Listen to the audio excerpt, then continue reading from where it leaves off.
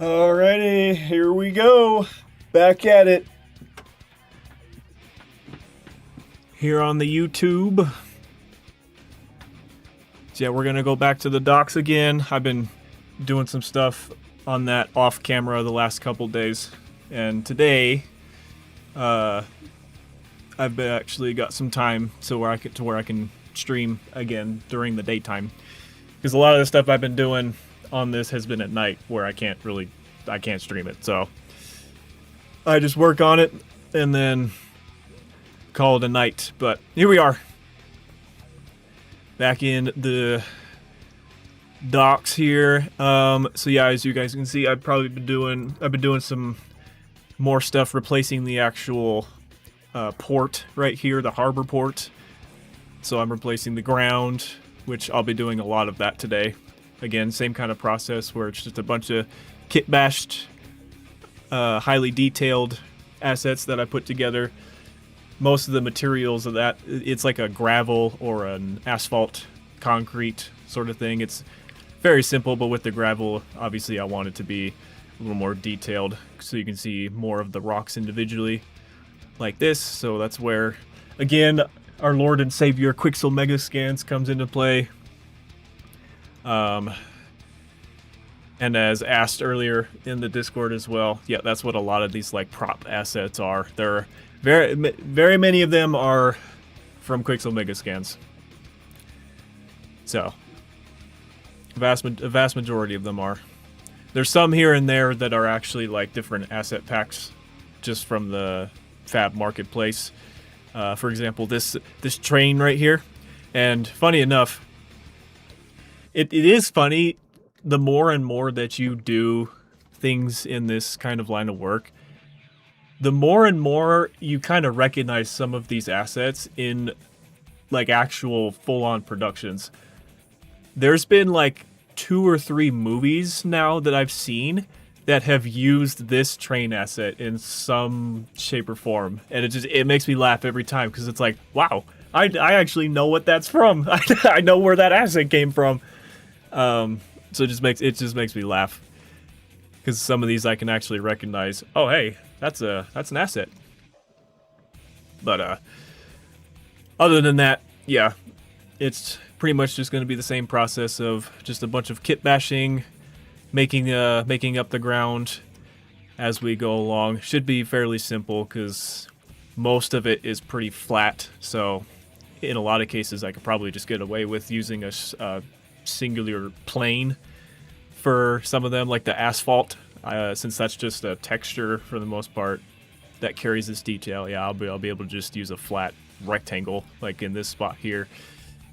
But for more detailed spots that are gravel or dirt that has some rocks or whatever, it'll be things like this where it's a little bit more detailed. You actually can see the displacement and tessellation in it. So stuff like that. Plus, when I do that, it also kind of blends in a little bit better with here, so it's not such a sharp edge. We got some of the rocks actually kind of on top of this. So it provides a very natural looking blend between the gravel and the metal strip right here towards the edge. Let's go ahead and throw this onto lit mode so we can actually see what I've got so far on the lighting. So yeah, much more gloomy than it used to be. Not so much as like an overcast day with a little bit of sun peeking through. No, it's got some rain coming in. Much more gloomy looking. And then of course the water. That was a big thing that I changed not too long ago, just a couple nights ago. So this is under the asset product Waterline, and I have the Waterline Pro version. I've actually had this asset for a long time because I've used I have used this in my cinematic projects that I've been working on the side for quite a while now. But that's mainly what I was using this for, was cinematics. It didn't really click in my brain that this can definitely be used for games too. They have plenty of optimized versions of this for games. So I was like, okay, well, let's go ahead and try that and see how it performs and looks. And definitely works. With it being in the editor still, obviously there's things that are compiling all this and that. So the frame rate and performance might be a little bit more unstable versus like a packaged version where everything's already baked and it's all good to go. But even in the editor, the performance is still really good. So not too shabby. And yeah, there is full tessellation happening on this mesh plane right here that spreads all the way out beyond the what the eye can see in the horizon over there. But yeah, there's I don't know exactly how many different deformers or like normal maps or height maps that are driving all this, but that's where you have full control over pretty much everything. You have control over the material, you have control over the amplitude of the waves, the type of waves, you have full control over the amount of foam it produces, the direction the waves are going, how fast the waves are moving. There's a lot of stuff. So, pretty cool. It even does have like an underwater shader that you can use too, but since in Painkiller you don't really ever go underwater. Usually whenever you go into the water like this, it's an out of bounds area and it just kills you. So, there's not really ever a time where you go underwater. High seas might be like the only exception to that, but I don't know. We'll have to see, because most of the time it's an out of bounds area. So we'll only need the view from above, so we can turn off all the stuff that happens underneath and save even more performance, which is cool. Right now it's frozen, so if I hit live ocean, then now it'll actually play. Pretty cool. Now I could even go further too and drive, like for example, the material on these walls right here.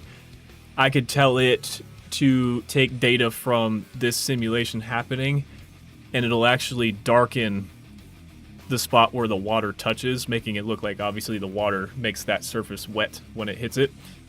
But I don't really think players are going to pay too much attention to that, especially since, you know, from the only place you'd really be able to see that is from like right here, just for example. Otherwise you're going to be up here fighting a bunch of bad guys and not really paying attention. So it's not really worth it for that. The water itself is good enough. Let's see. What else should I talk about? Oh yes, the building. I have replaced one of the buildings with a new one already. Now this one is actually not Quixel Megascans. This is its own marketplace asset as well.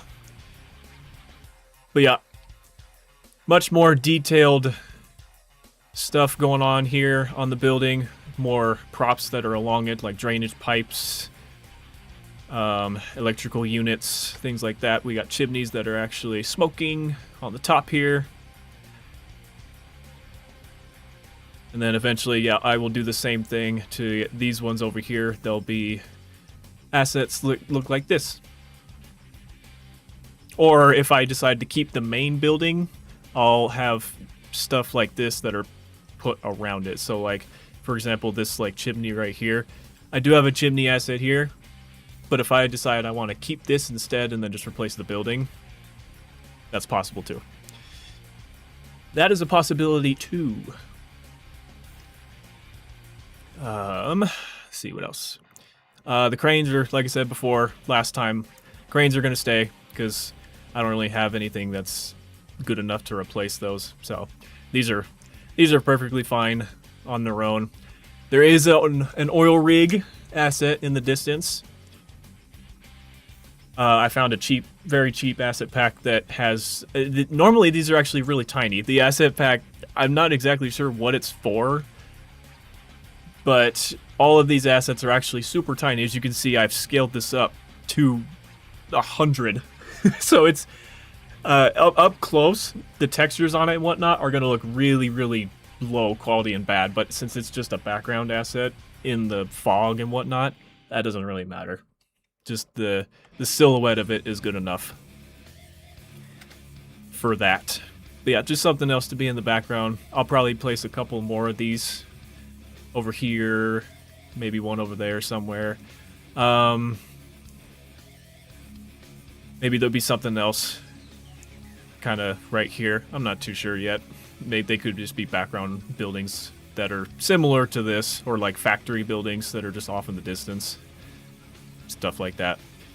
I do have an extra same boat as this, heading off to sea, even though it's still just sitting there, but just to accompany this oil rig right here. Other than that, not much else has changed so far. Just that. But I do, like I said, I do now have the framework going for what I want to do, so we will do a lot of that for today. Lots of kit bashing on the ground, formulating the walls, and then if we do finish that in today's stream, then we can work more on like the factory buildings in the background here. So here we go. I'm gonna hide the trains for now so I can see what I'm doing here. Also got new tracks as well. New tracks. Also gonna go and unlit because it's a little bit easier to see what I'm doing here. Just select a huge chunk of these. Excuse me.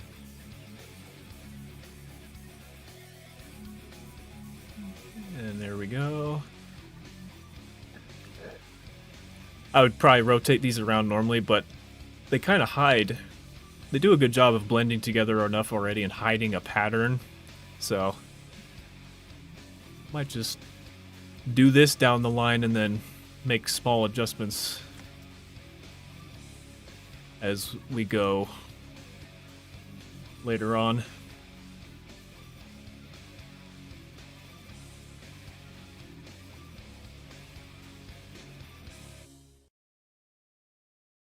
Oh, I guess I can talk about the rain too, huh?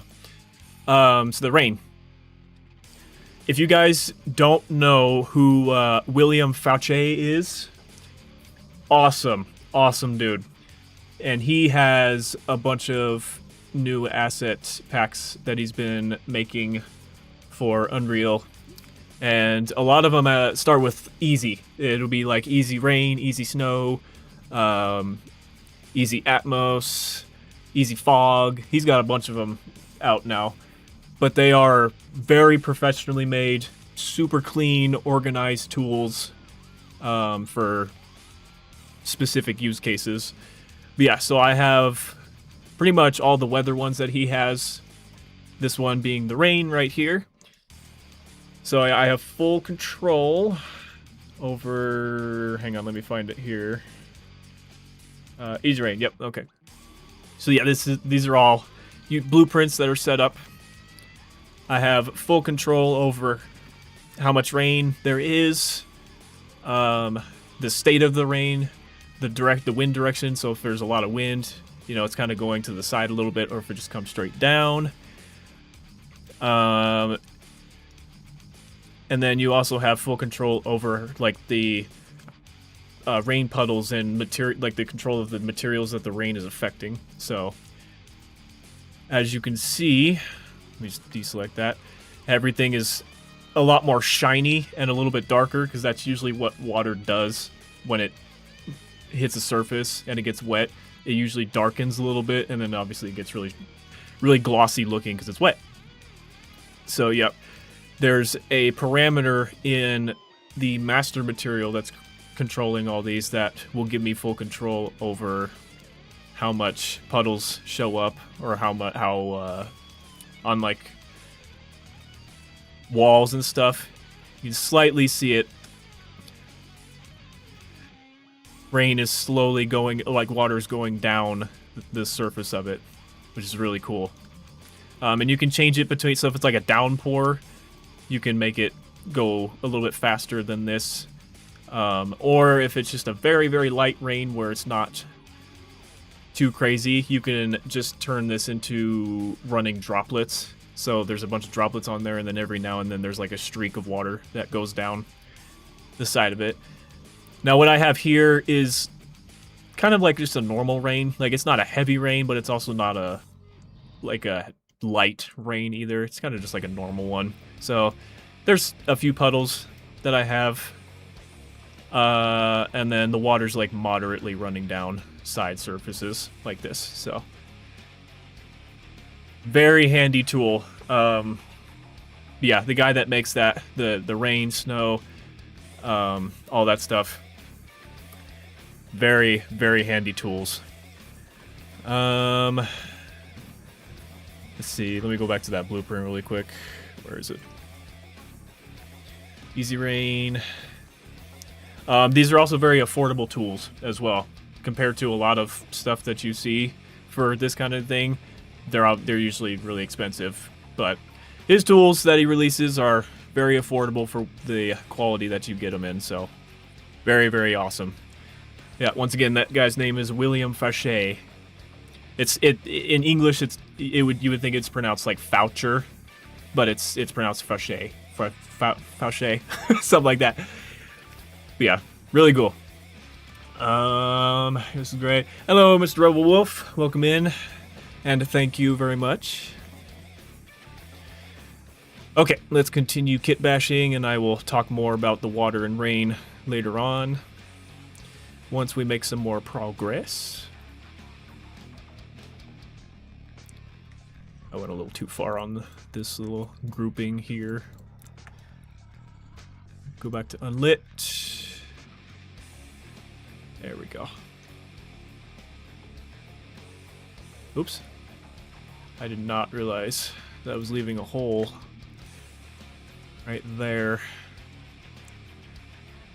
But that's the beauty of being able to scale. There we go.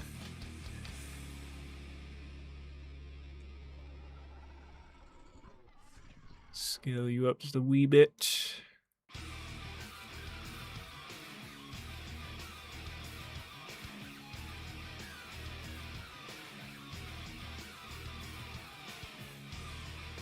Gotta cover all the holes.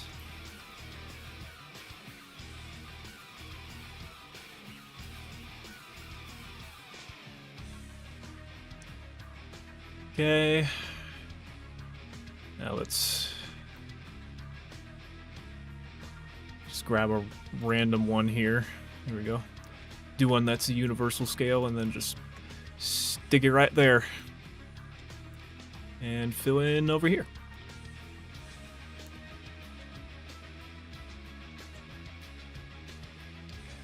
Just like that. I'm actually going to hide the rain for now so I get a little bit better performance during this. Actually, I'm going to hide the water too. There we go. Now it's silky smooth.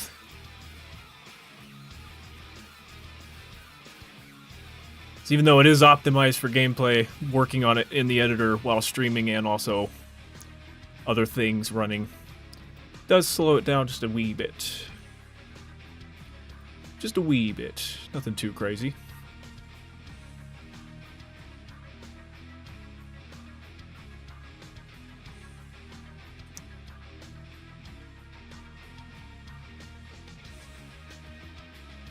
Go ahead and duplicate all these at once.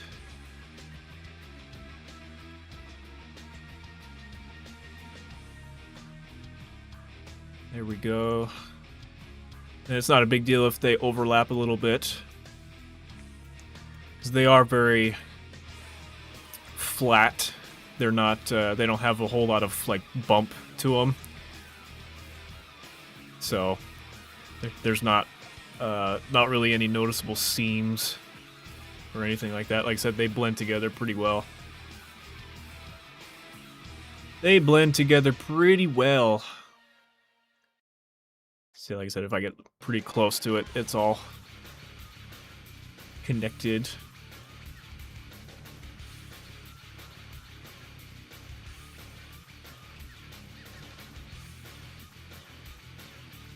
Actually, yeah, let's do one horizontal there. Oop. Scoot you over. Yeah, see, I thought I saw that.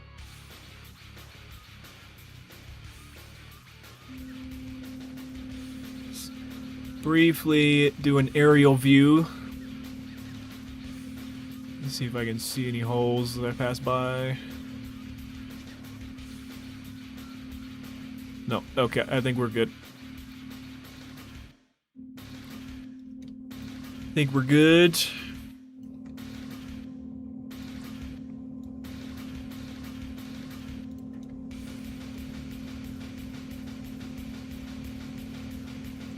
Remember to save.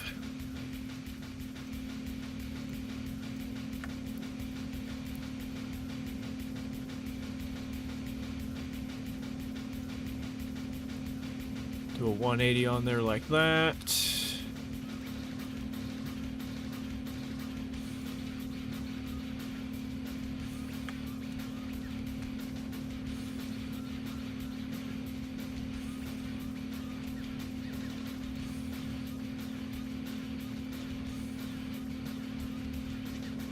There we go. Get more use out of that.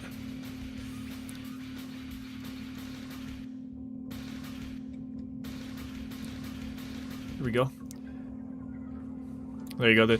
This is the old floor system that I have in here from Hell and Damnation. So I'm using this kind of as a reference for positioning the walls and stuff.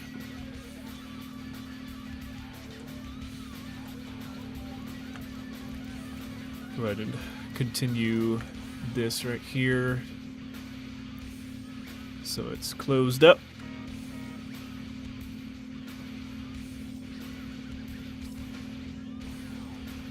Oop. Started typing.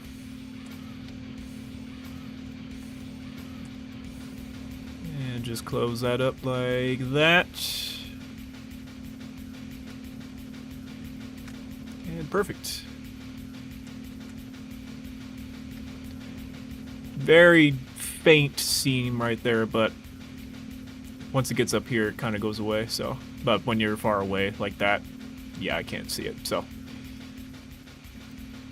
blends nicely.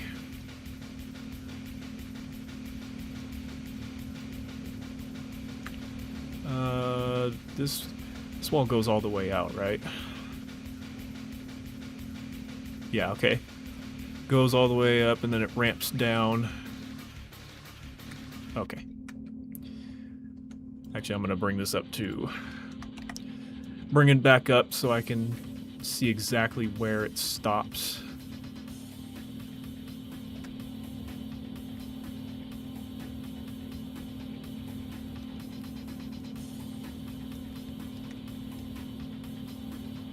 Okay, perfect.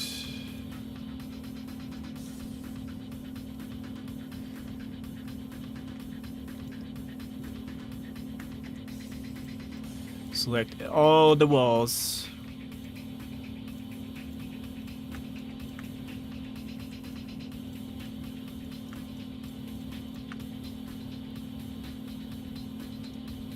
And duplicate.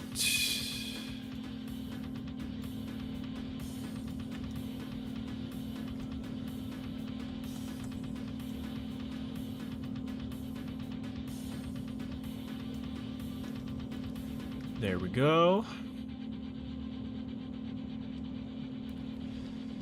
All right, let me bring back.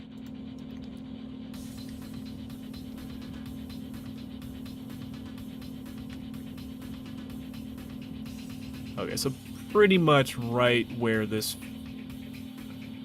fence is where it stops. Maybe like a foot or two past it.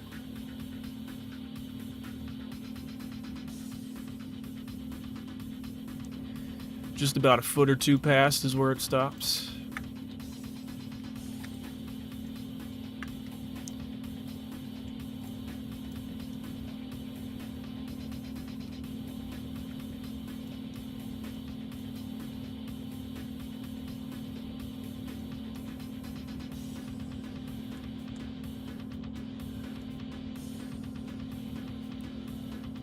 Line it up once more. Okay, yeah, right about there is where I'll have to then put a ramp. Alright, let's go ahead and hide this again.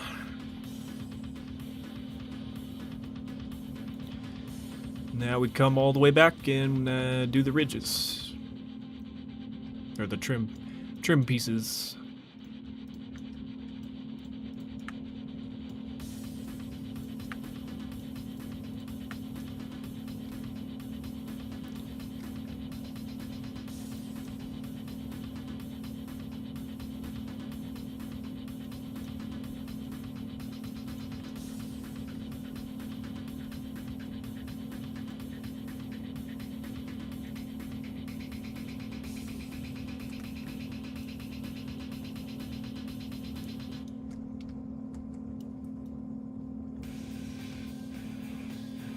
Just like that.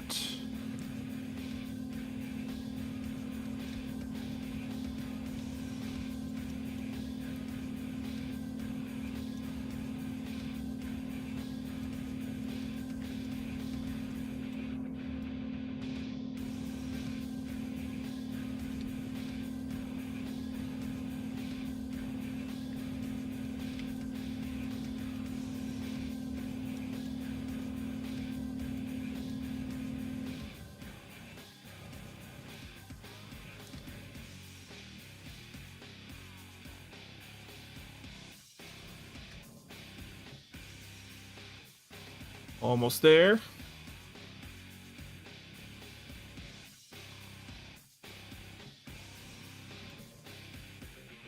Go from the view up here because the crane's in the way. Here we go.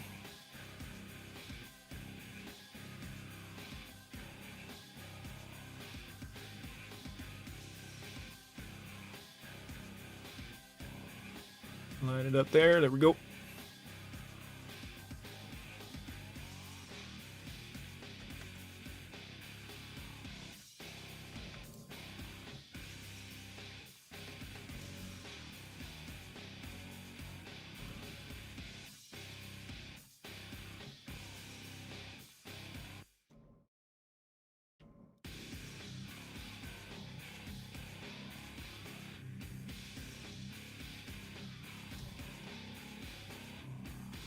There we go. Yeah, that's probably a good spot to stop for sure on that. Might actually... Is there a shorter... There's a much shorter version of it. Oh, it's got to load. It's got to load. There we go. We have a very short version of it as well. So for tighter spots like this, we can utilize more of those, but I'll leave it like that for now. Until we get to the ramp.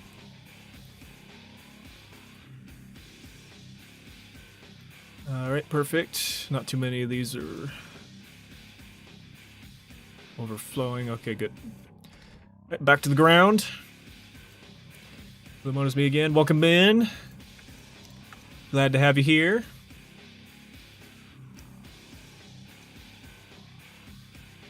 Is that a... It is a hole. Okay. Actually, I'm going to duplicate more of these first along the edges, and then I'll fill in the middle later. Fill in the middle later.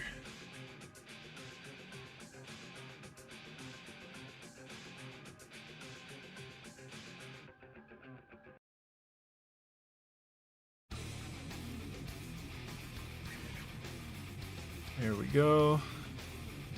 That's good.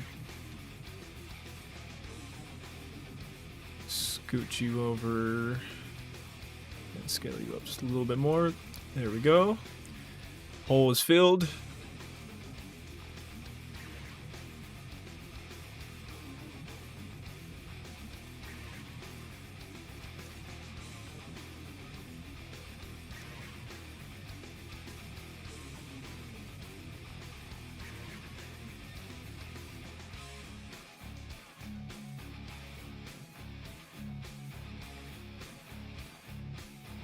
There we go.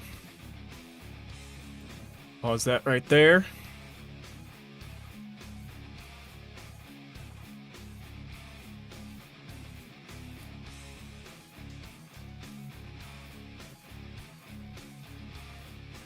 Love watching you work. Thank you, man. Appreciate it. It's fun, and it's really fun interacting with you guys and having you all here.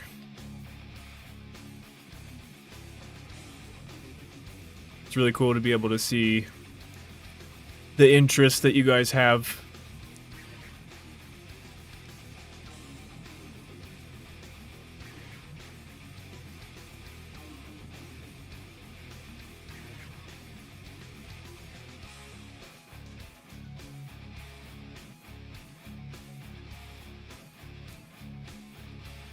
Okay, I will pause that right there.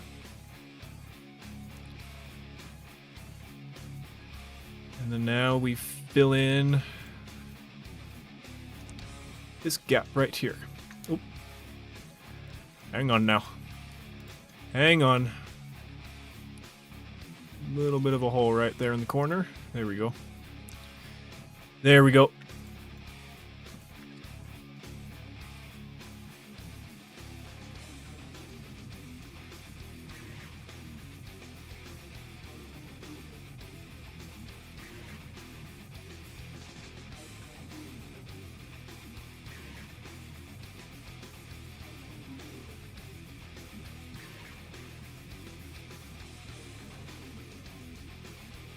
Just see how much room I'm working with here. Okay, that one can be more towards the rail there. Yep, that one needs to be further.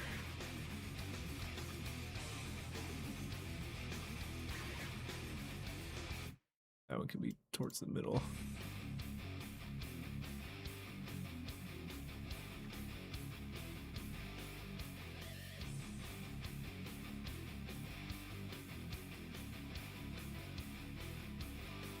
Okay, we'll just leave you there for now. Okay. I guess we can do the train tracks. So these two go all the way. They start there, they go all the way around through the main center part.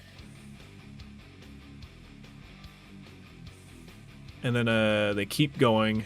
Yeah, they keep going through here, and then I think they turn at this section over here.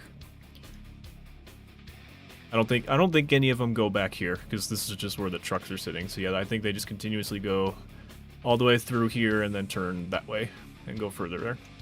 Further back over there. I'm hoping once I reach these turns that I have one that turns sharp enough. Otherwise, if I don't, then I'm going to have to utilize a spline system where I draw out a spline that has tangents, and I'm able to control how sharp the curve is, and that I can actually drive static meshes to follow that spline. I'm glad that the project's still being developed. Hell yeah. Alive and well. Just slow. Slow, but we will definitely keep going.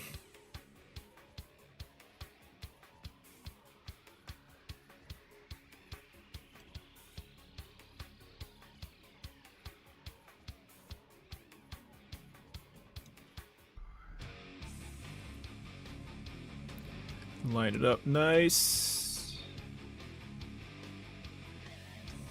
Boom.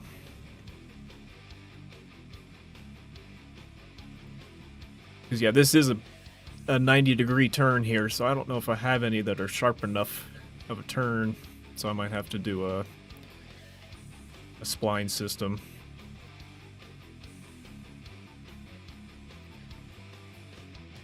Which is fine. No big deal.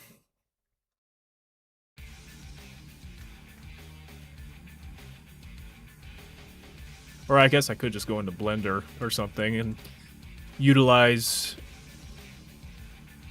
I just import this track asset, and then actually use a lattice modifier to deform it more into a 90-degree turn.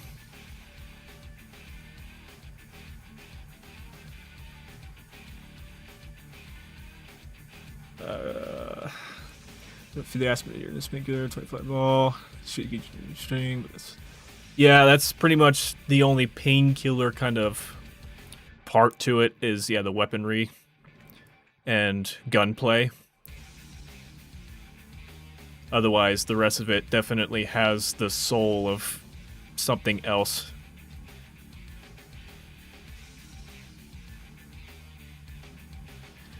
For sure.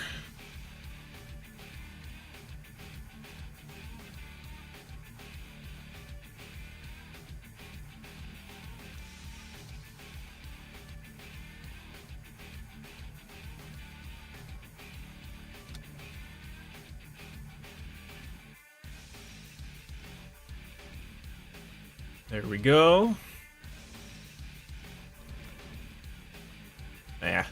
Clips through a teeny bit. We can just raise it. Not a big deal. Alright, I will have to get rid of these ones because this is where it turns.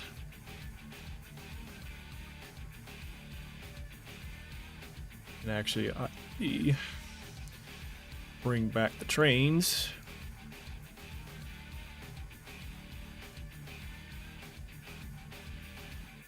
There we go.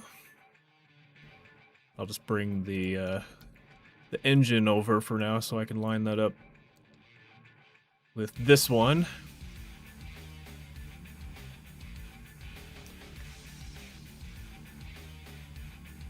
I even matched the same color scheme that this one has, the old one. So it's got like a dark teal for the main, and then the light green for the secondary, and then the yellow for the front. It actually matches pretty well.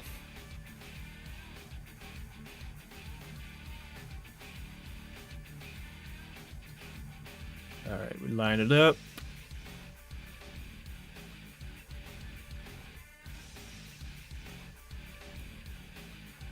So yeah, that's about right for now.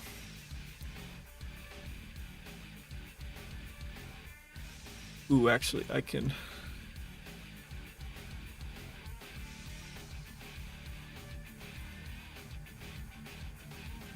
There we go.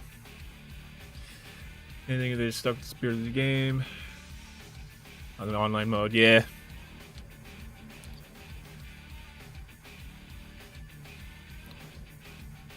And to be honest, I would assume that was probably more so the publisher's doing. I mean, to be honest, it usually is the publisher when it comes to the decision making on the direction of the game. The devs just kind of do what they're told for the most part.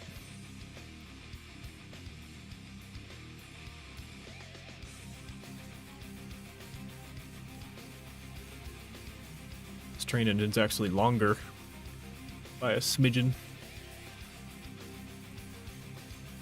Yeah, I'll start it right here to account for the turn of the tracks. Also, I'm assuming this is going to be on this side, linking up to there. I might have to actually start turning it back here. So that is a really wide, or really sharp turn.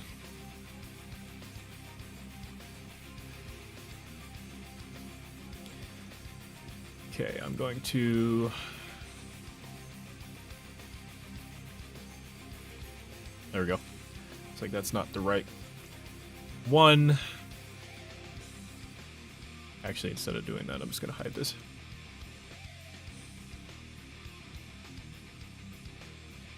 And line it up with the wheels.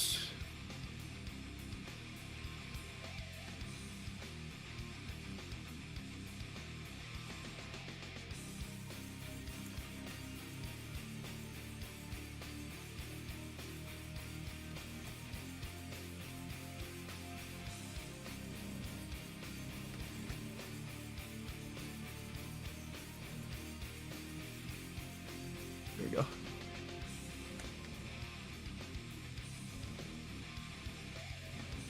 Yeah, that's good. That's good. And I will probably just leave that right there.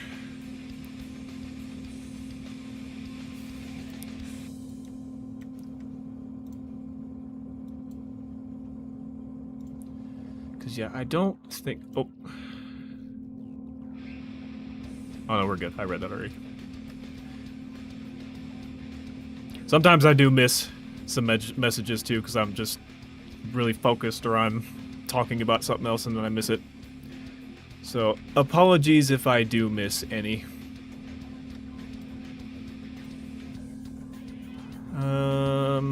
Alright, short, curved. Let's try that.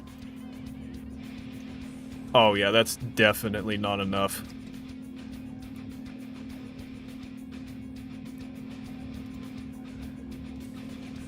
Yeah, no, that is 100% not enough. So I think what I'm going to do is go into Blender. I'll export one of the straight ones right here. Export that.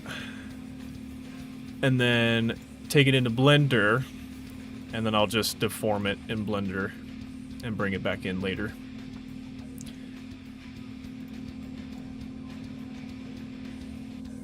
I mean, to be fair, like realistically for train tracks, having a 90-degree turn like that is not like that would be ridiculous because the train wouldn't be able to turn on that. It would just completely derail the train. Usually when you see a turn in the track, it's a very gradual turn over a long distance. So yeah, that way the train doesn't derail itself. But that's how it is in the game. At least the original one. It has a very sharp turn right here. Besides, it's not like any of the trains are actually moving. They're just sitting here, so... Whatever. Whatever. Alright, did I... Go ahead and finish the walls on this side right here. Bring them all the way to the end.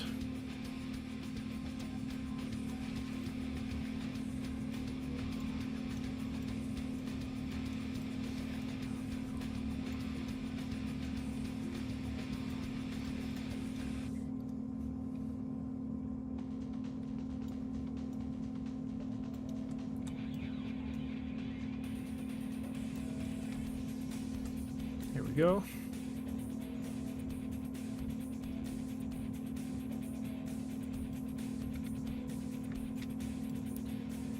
Keep her going because it does go pretty far back.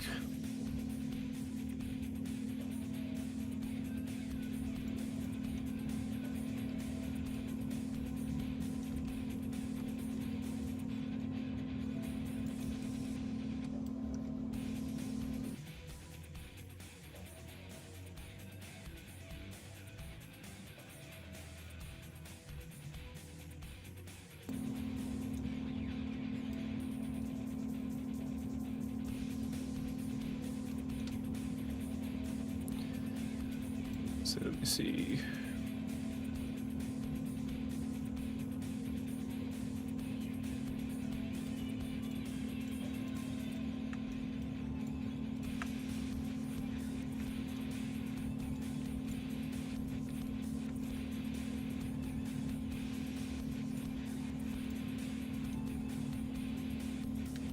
Had it right on the first guess.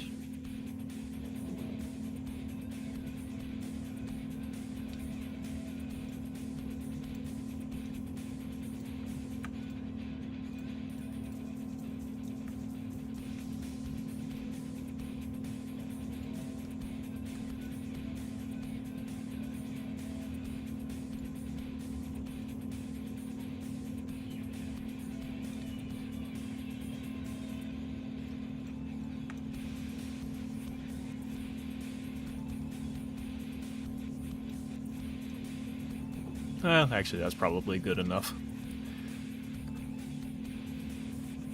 When viewing it from over there, it doesn't actually look like there's this much open space back here until you actually are over here, so that's actually probably good enough. That's probably good enough. Alright, now the trim.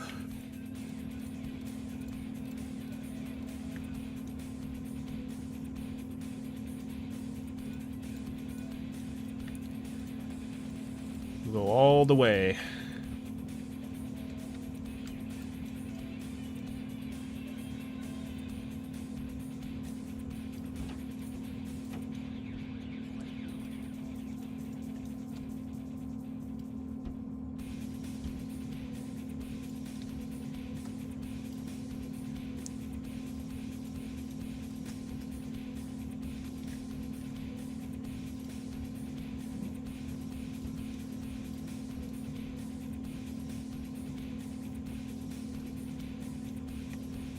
This one I had it going the opposite way, so it's a little more tedious to line up.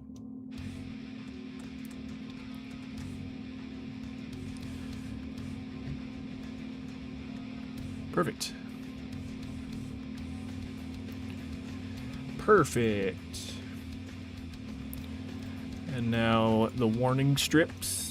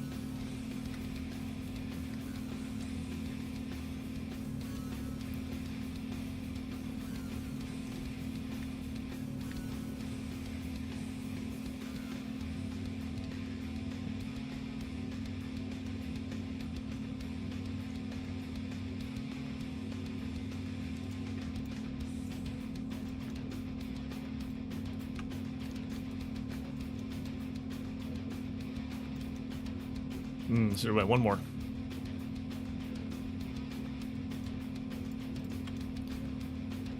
Sometimes I guess the right amount, most of the time I don't.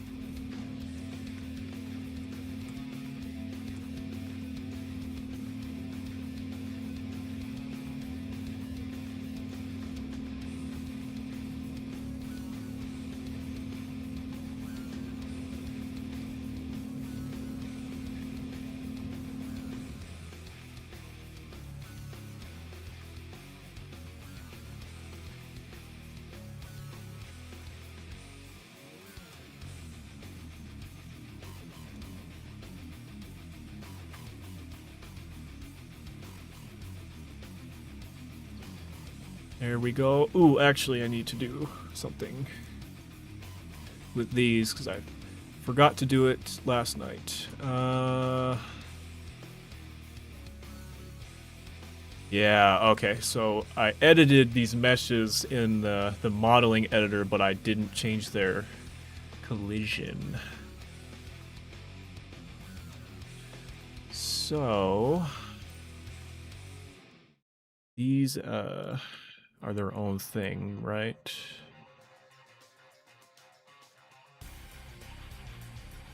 One A1. Okay, yeah, they are.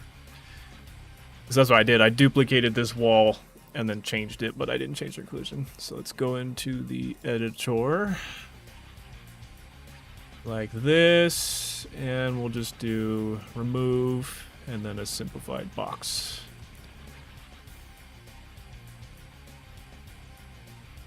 Perfect.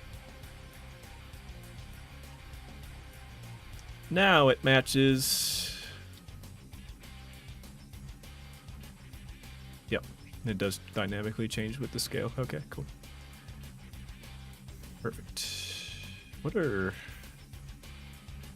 I'm seeing 2 purple.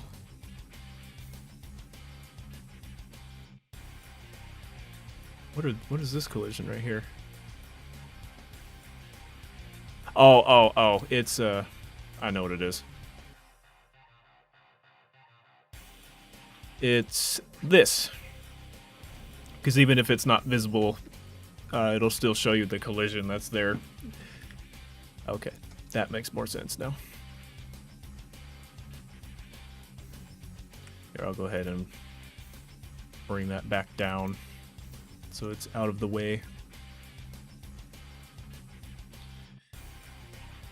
Yeah, there we go. Now the collision is fixed on those, because yesterday when I was walking on some of these gravel pieces, I could hear like a metal footstep, or when I shot like right here, some of them, it would do metal bullet effects, and I'm like, why is that?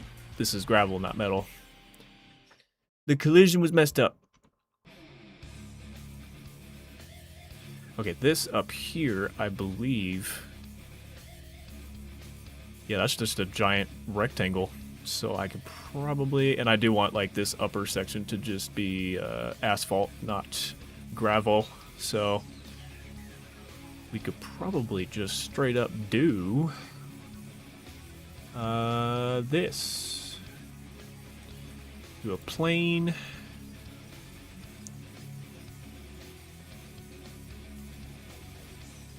And I will just try and line it up with this the best I can here.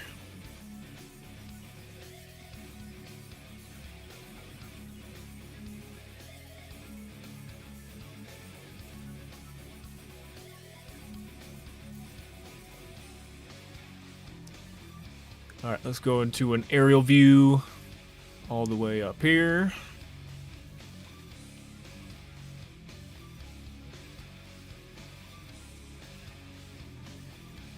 Try and put that in the center and then just scale it up.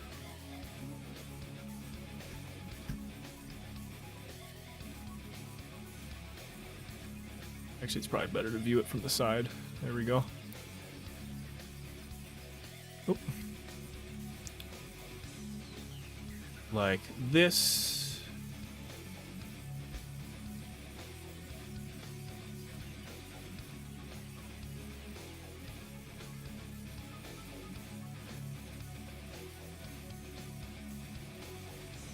Whoa. A little too fast.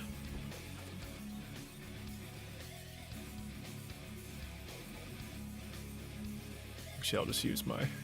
Instead of trying to use the gizmo, I'll just do this.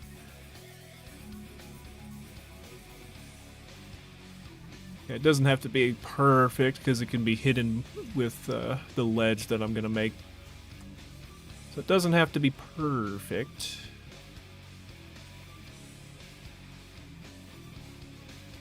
Let's go 89 on the X.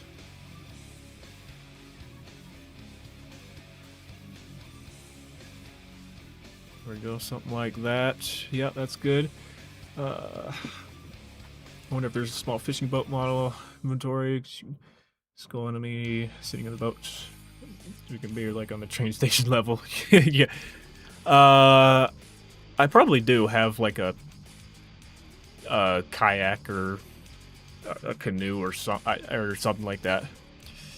I don't know. I could just use another one of these and just scale it down and put it somewhere in the distance. I don't know if I really need to, but I'm pretty sure I do have something like that that I can put out in the distance.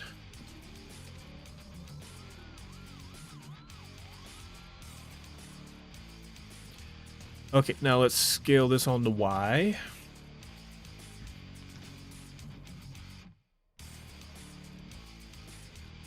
There actually are some surfaces on this where they did kind of bump it up a little bit.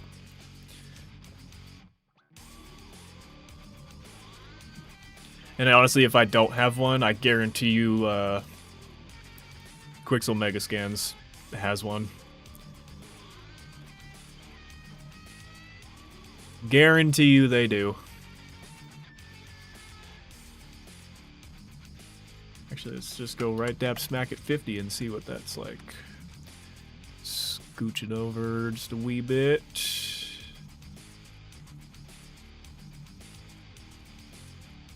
A little more than 50.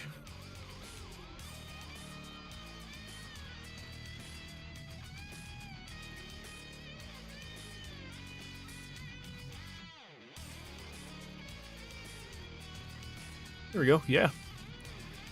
That is perfect. Alright, now let's bring that up here. I'm actually going to get rid of these. So I realized, like I said, I could just use this for the whole square. Oop.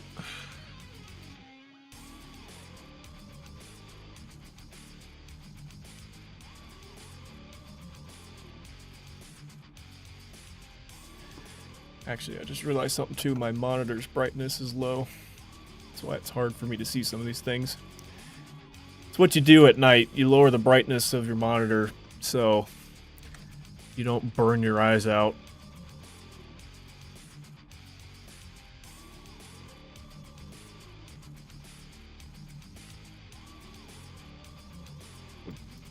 We'll go right in the middle, 0.5. There we go.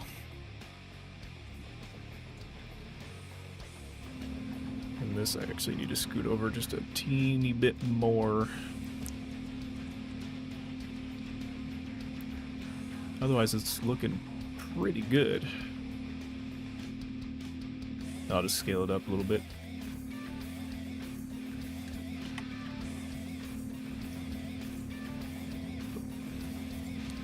Didn't mean to save it like that. There we go. Alright. And now that I've done that, I would now like to do that asphalt material.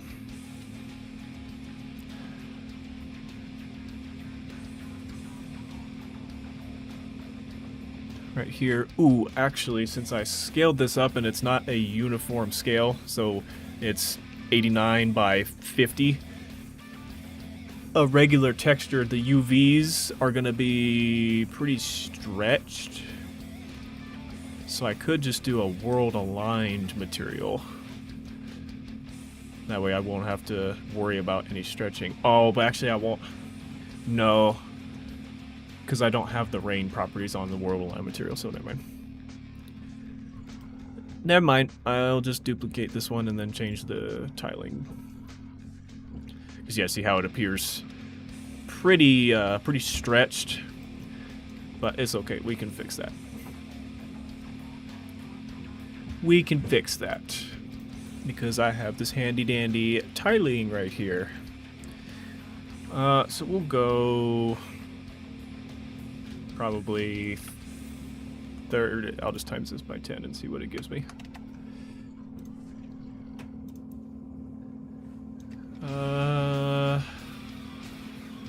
Okay, yeah. Still pretty stretched. But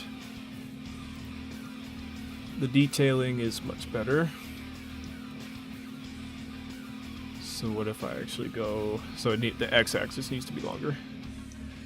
Let's go 80.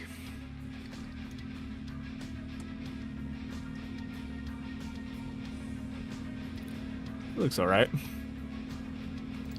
And yeah, you're seeing like the puddles. This is being driven from the rain material. Yeah. I think that'll do just fine.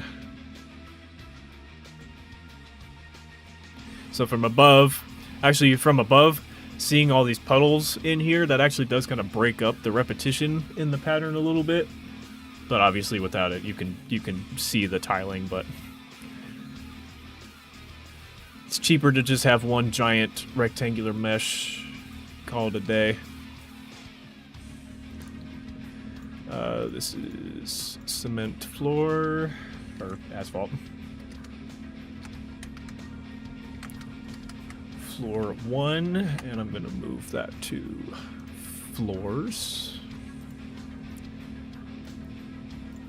There we go. That makes it easy. Just having it be a square like that.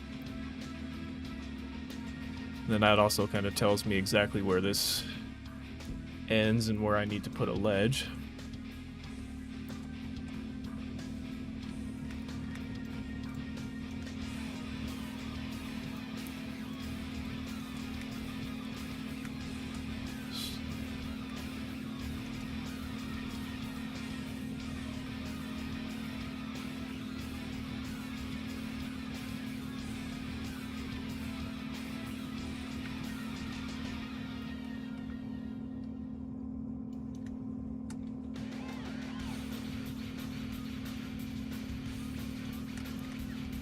Oh, actually, wait. Let me go all the way back over here.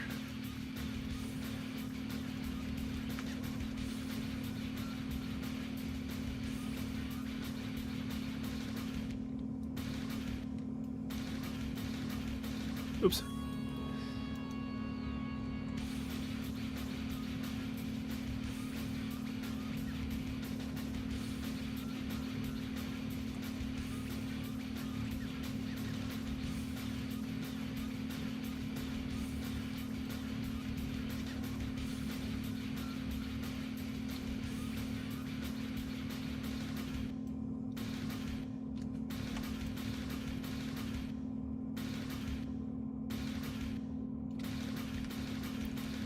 It almost lines up perfectly with that.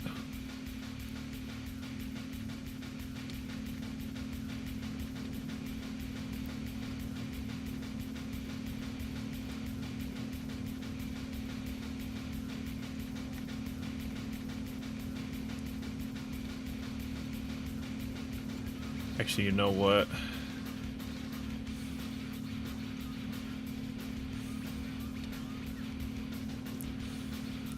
Let me just do this. And then I'll just take all three of these and then do that. That's fine, that'll work. Okay, and then that's gonna keep going that way.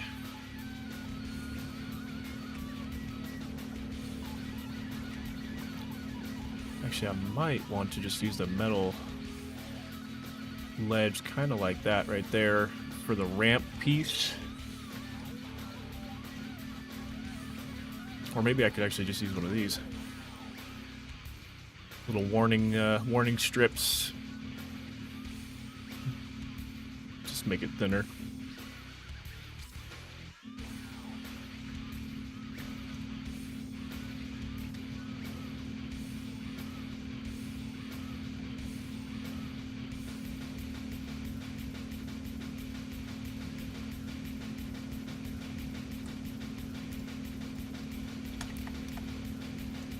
Inverse that.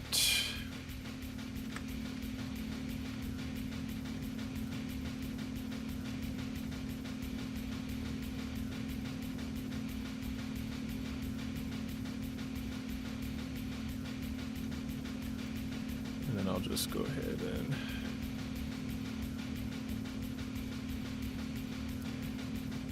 so I will have to use more of these, but that's okay.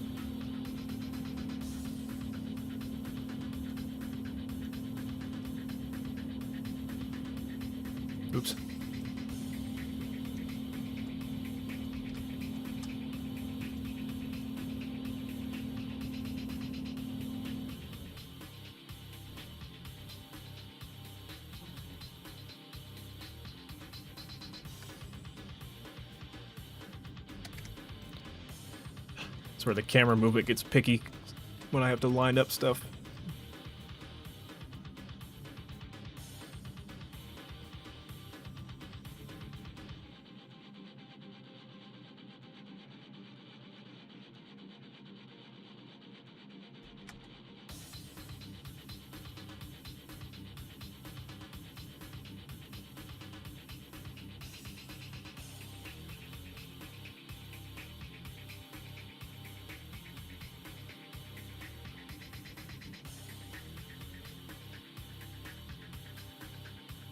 Okay, I need to go back down and see exactly how this is... Whoa!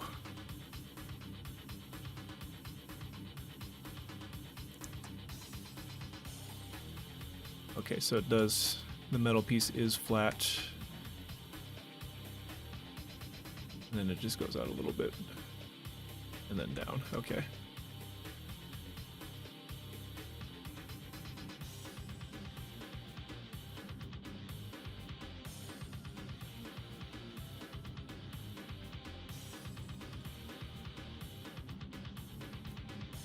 Maybe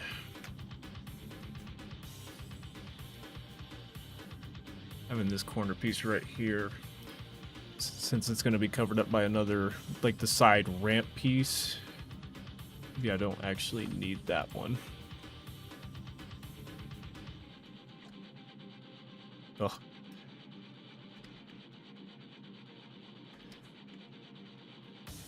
Bring this back up to...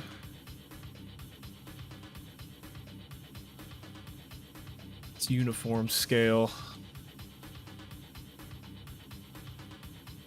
I may actually just be able to get away with another one of just these right here.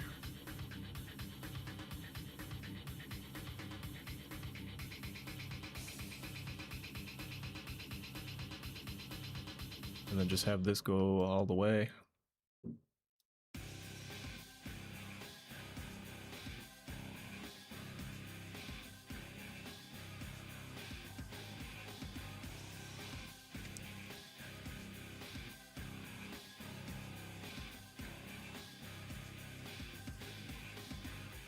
Just have that go all the way like that.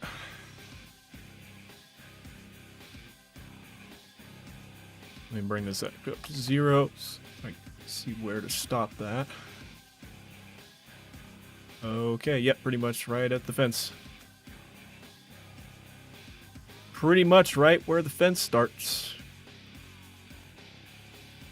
Right, back down you go.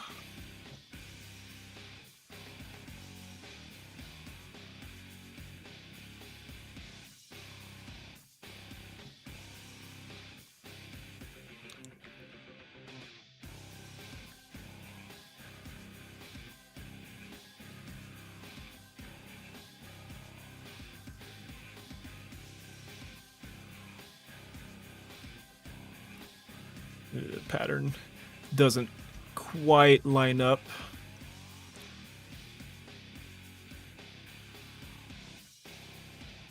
I know that's not really the end of the world, but it's one of those things that bothers me if it's not perfect.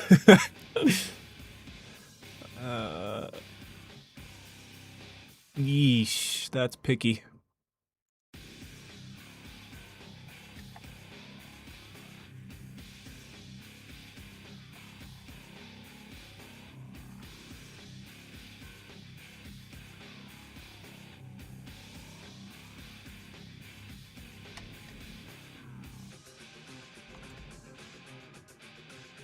Ah, whatever. It's not that far off. Better to keep the tiling uniform instead of having random specific values. Here, let me see if I can really notice that in lighting.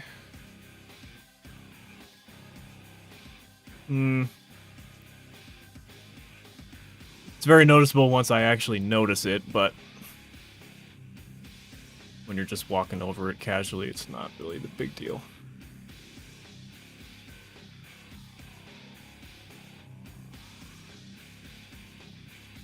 Actually, you know what?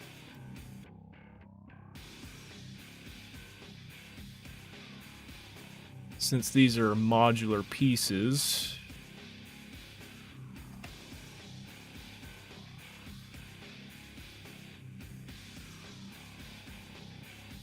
I could probably just hide them with this. That's usually what you would do with a bunch of modular pieces as well, especially like stone walls that have a very unique tessellation pattern, and they don't quite always match up on the seams. You'll have like some kind of a pillar or a column kind of hiding them. So I guess we could just do the same thing for this.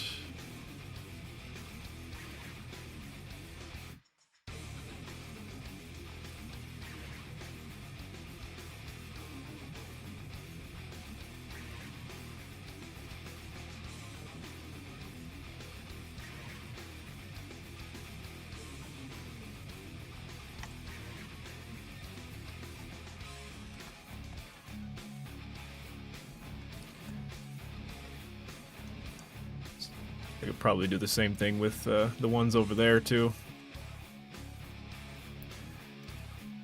Just because... There we go. Now they don't have to line up perfectly.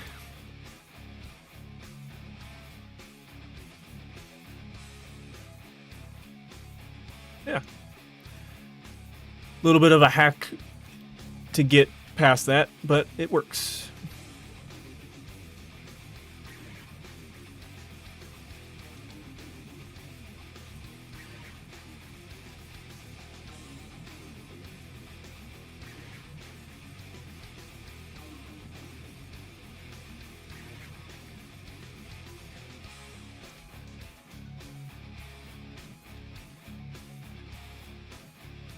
Sometimes that's just what you gotta do.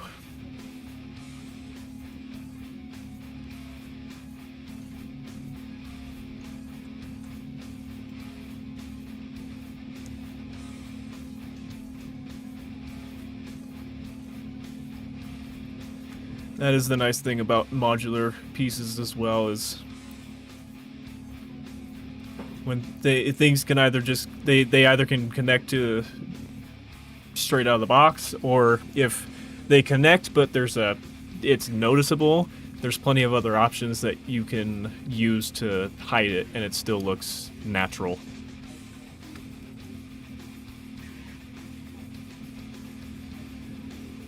It still looks natural. Oh, that actually almost lines up perfectly.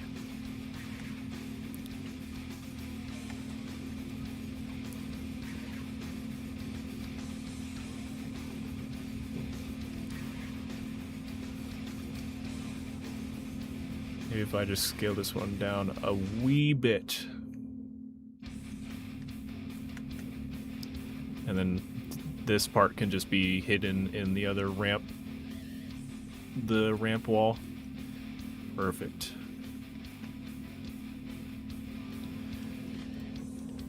Perfect.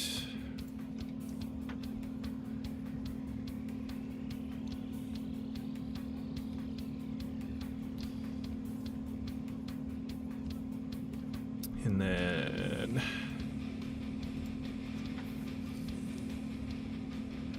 for this,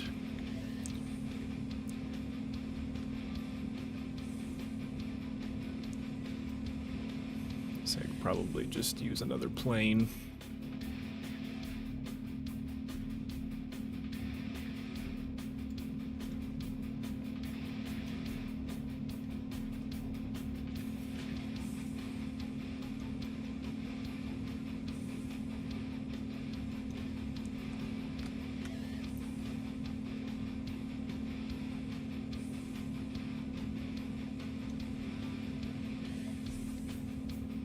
Actually, you know what? I'll use one of these, since the pivot point is actually already on the side.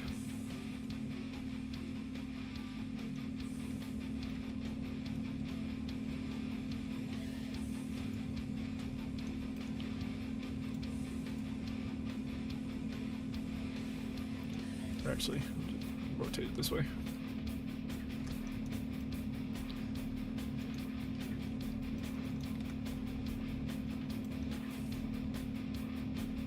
I'll change the texture in a second. I know it's the wrong one.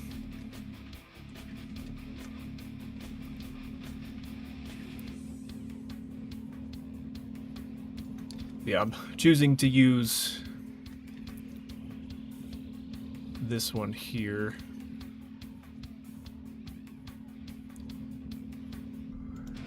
It's easier to rotate it, because if it was in the center, it would rotate from the center and then I have to realign it again. So since this one is already on the side, if I rotate it, it rotates from that point and then I don't have to actually readjust it, which is sweet.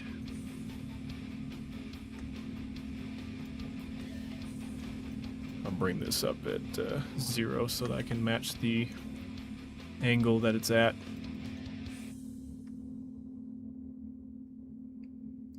Ooh, it actually comes out further than I thought.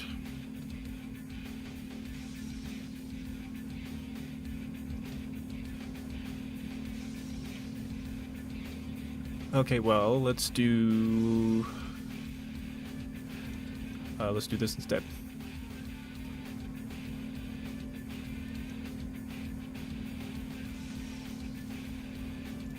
Oops. Let's do this instead. Actually, probably won't need that there. Probably won't need that there.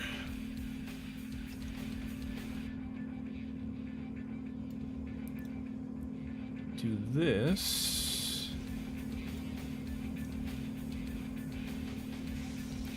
Actually, let's use a different... What are they called? What are they called? It's Podloga, I think. Yeah, there it is. What does this texture look like on this? That might be a better metal material to have.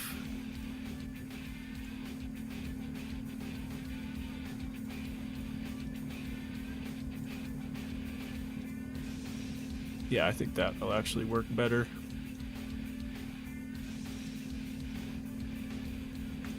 You select all these real quick. I mean, it is kind of hard to tell in the lighting, but let's see. Yeah, I think I like that one better. I think I like the crisscross pattern better.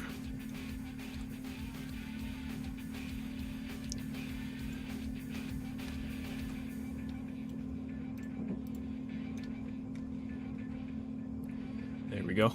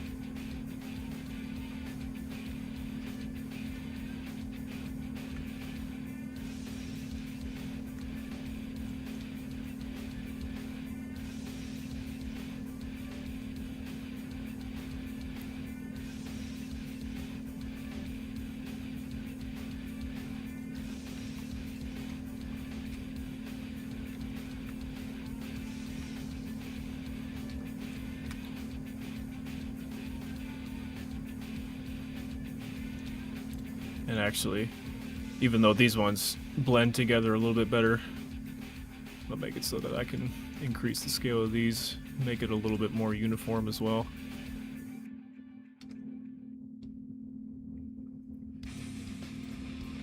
.13 is the actual one we'll go with here. Now they're a little bit more uniform. This uniform scale is best case scenario for when you're baking your lights. That way your shadows don't get stretched.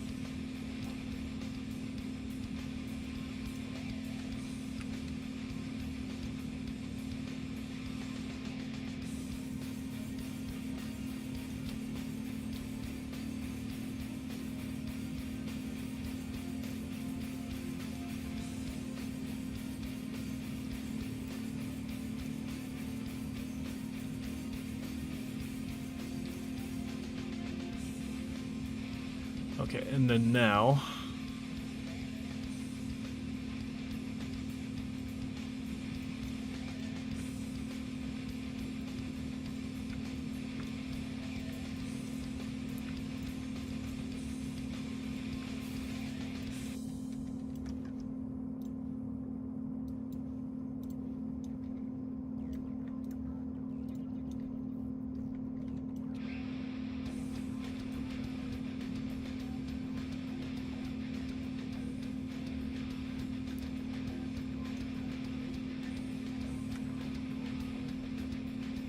So there we go, now it's a bit closer.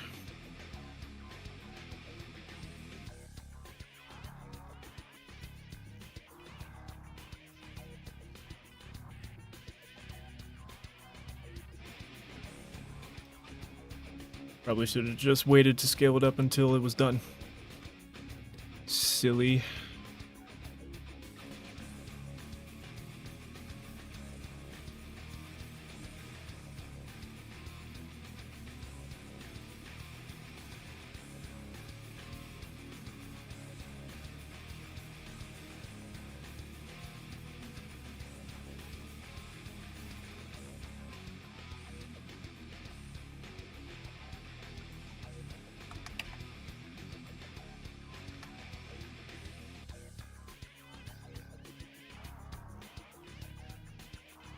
Oh wait, shit.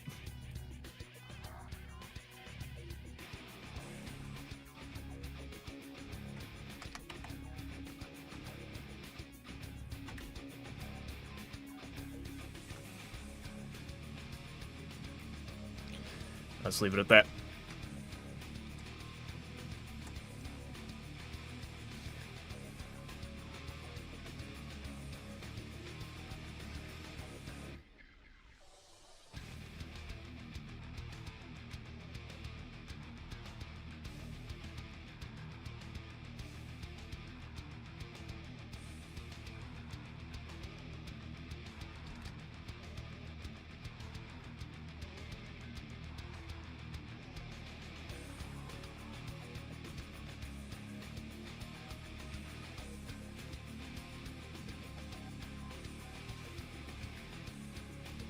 So it does need to be slightly higher than that one. There we go.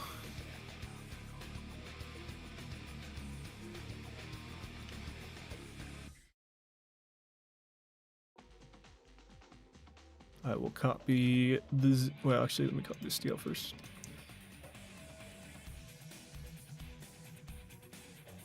Select them all again. Third time's a charm.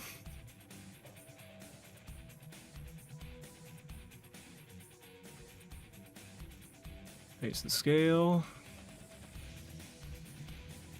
And now I will copy the Z.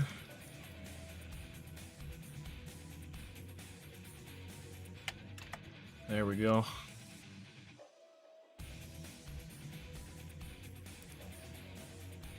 Okay, so now we got a longer caution strip that actually matches better to what that is. It's still not exact, but it's close enough.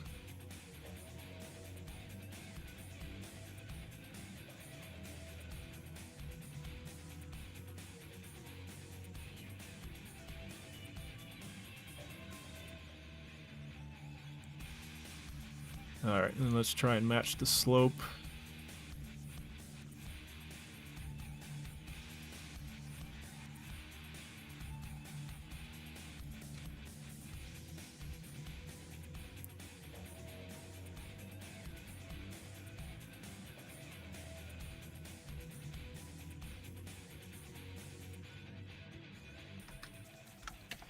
Again, make sure the scale is uniform.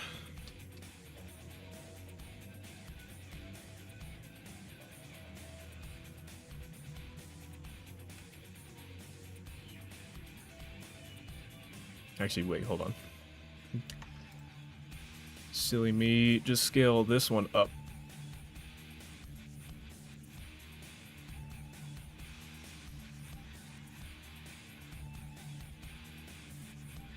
Say that this is what it actually is supposed to be at 1 right here. Pretty big. Yeah, let's just do that instead of doing a bunch of pieces. Good lord.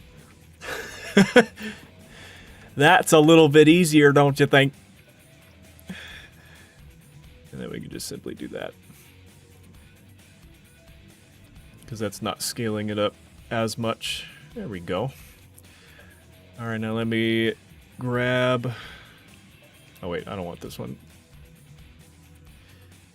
This, and then we'll just duplicate it again because it has a different tile. Obviously that tile is way too much. Actually, let's just use this first one because I am not using it anywhere else. There we go. And forget that I duplicated that one. There we go. Save. What joy in the heart project still standing? Yes, sir. Still alive and kicking. Okay, now I can actually adjust this one a little more.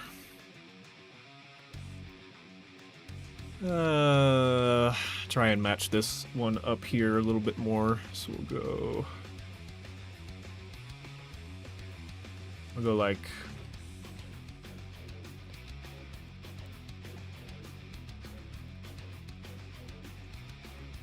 maybe, yeah, that's pretty close. Still a wee bit stretched.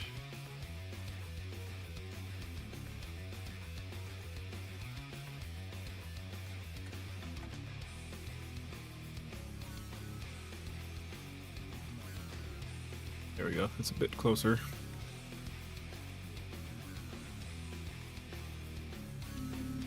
That's a bit closer.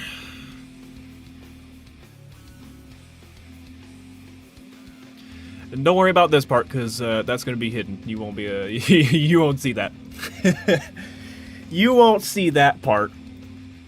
So it's okay if that's all stretched and weird looking.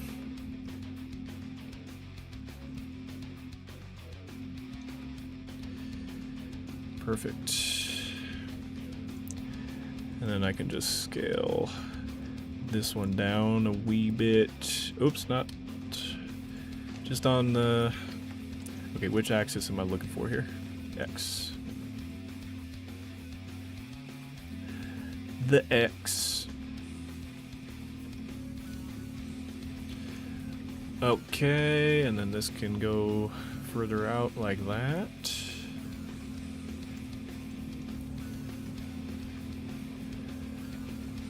Perfect.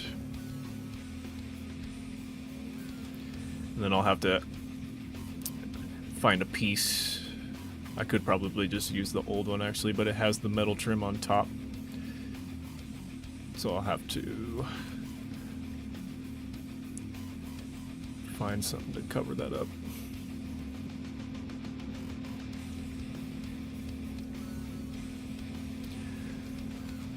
I mean, to be honest, I could probably just utilize another wall piece and then just angle it.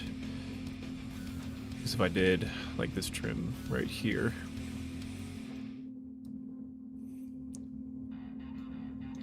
and then just angled it at the same slope like this.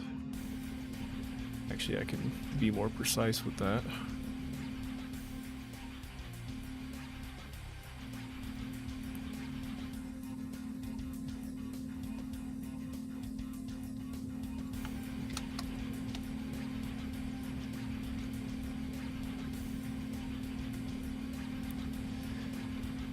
But then I would need something in between here, because obviously just doing that... Well, actually, that doesn't look that bad. I was expecting that to look a lot worse than that.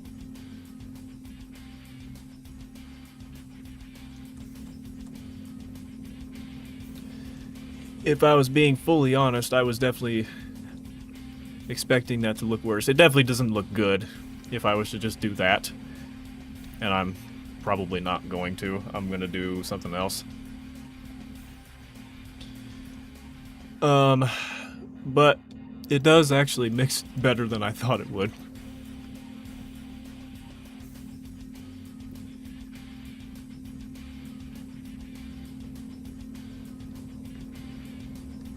Oh, it's actually not quite the exact slope.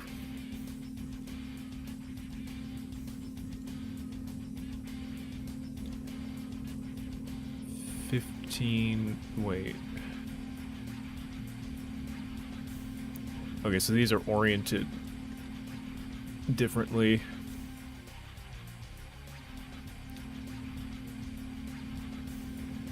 The Z rotation on that versus this. Okay, so wait.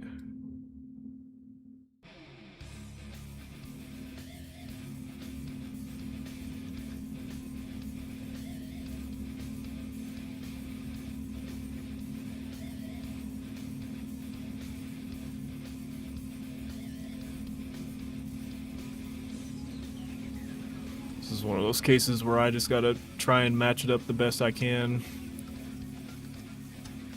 by eyeballing it.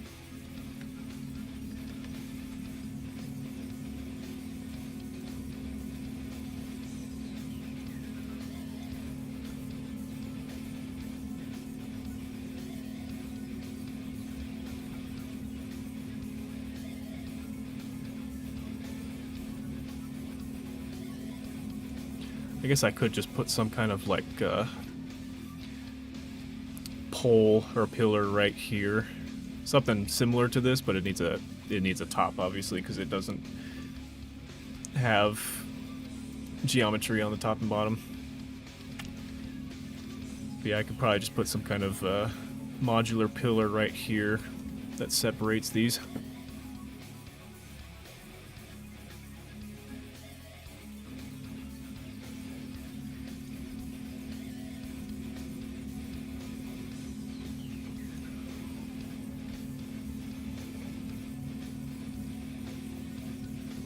I don't know, something like that. I'll figure that part out later. Let's continue on the ground. Now that we're over in this section.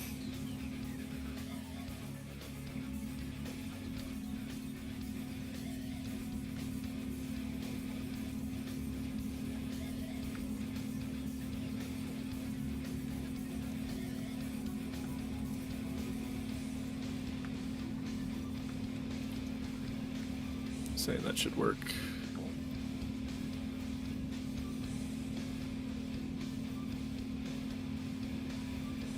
Perfect.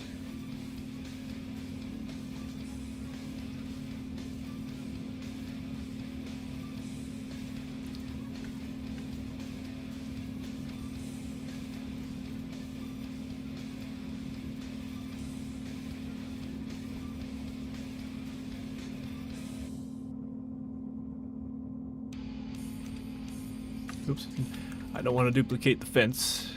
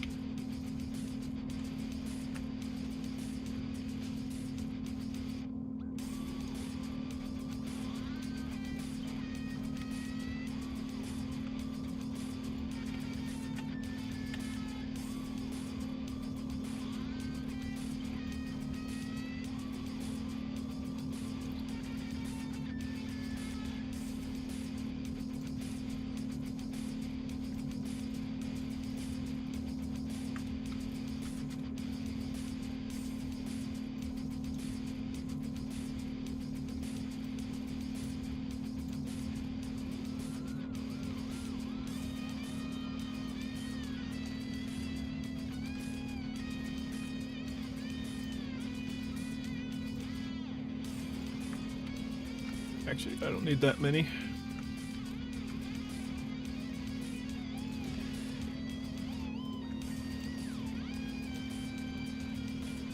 When I was selecting these, I thought I saw a small hole. Okay, never mind. Sometimes you can catch holes in between certain assets by just viewing the outline. Sometimes, like, the yellow will pop up in the middle somewhere, and that's how you can tell that there's a hole somewhere, but upon further inspection, it appears not.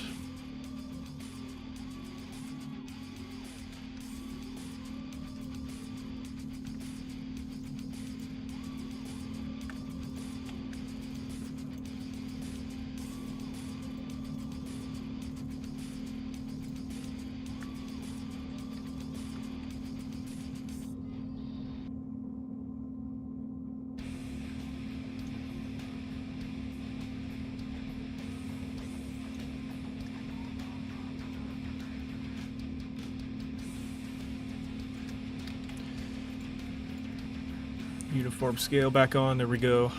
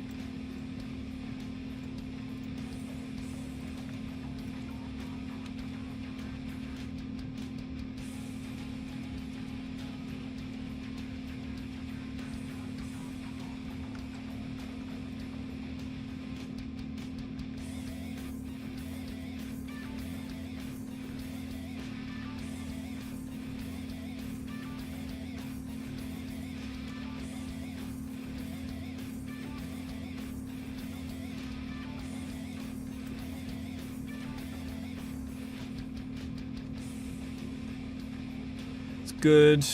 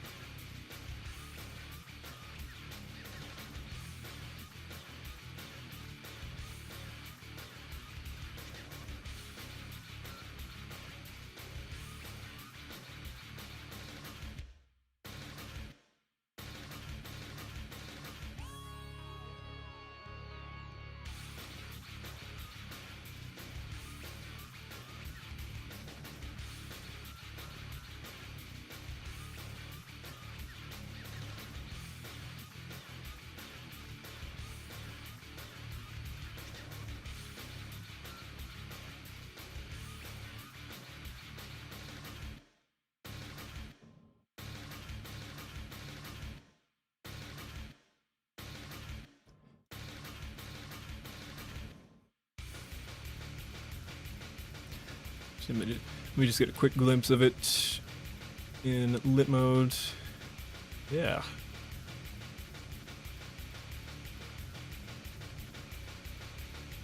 Nice. I forgot to mention earlier too, so yeah, again, players will, for those that didn't see the video in Discord, but yeah, players will start right here on the boat instead of up here like you used to. You will start right there, since this is the boat that you took from the lighthouse level to get here.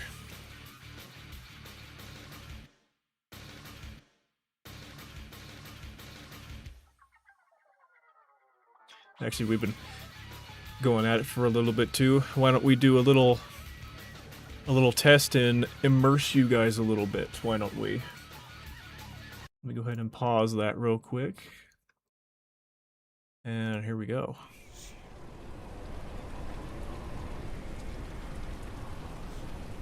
So yep, this is where we start right here. We have the lovely rain sound effects. Sound of the wind howling, as well as the big ocean waves.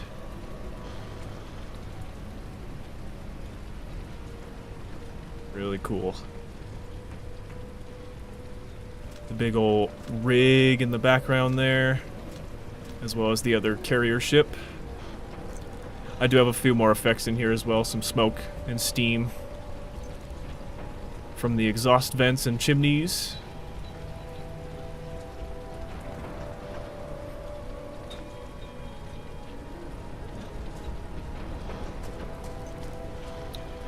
I actually forgot to move. I forgot to move it down. Hold on. It's hidden, but it's not moving down. There we go. It was in the way. Okay, take two. Take two, here we go.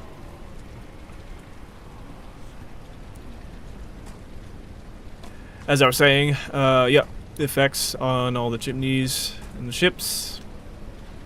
Eventually I want to add like spotlights too, because a lot of the big cargo ships too, they have spotlights that kind of just pierce through. Like a lot of the scenes that you see at night as well, where you just see the giant spotlight piercing through. I want to add some of those as well. I think that would be pretty cool to look at.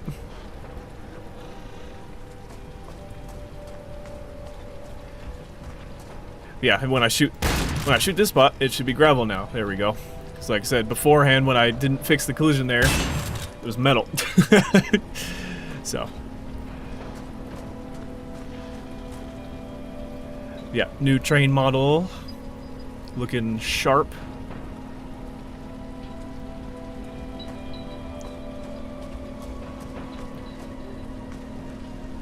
These are the same boxes from HD. Most of these are still HD version assets, right? Yeah, these boxes right here are the HD ones.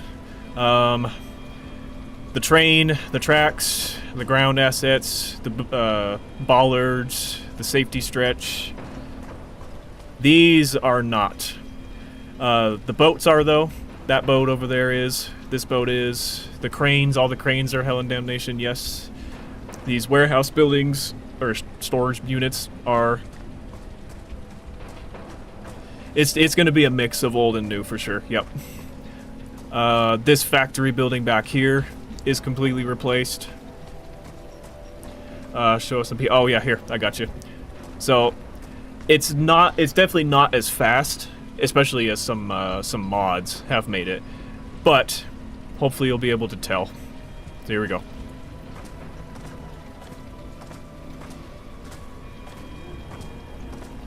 So you do move a little faster.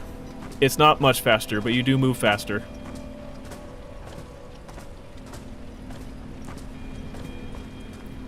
You can kind of see it when I miss the jump. I do actually have to figure out how to improve that too, because if you slightly mistime the jump, it doesn't jump. So I gotta add like a, you know, a 0.2 or 3 second window of you pressing jump and then jumping. But hang on, let me get to speed here. And then intentionally mess it up. So you can see that brief moment where I'm going faster and then it stops. So, again, it is definitely not finalized, but it does work.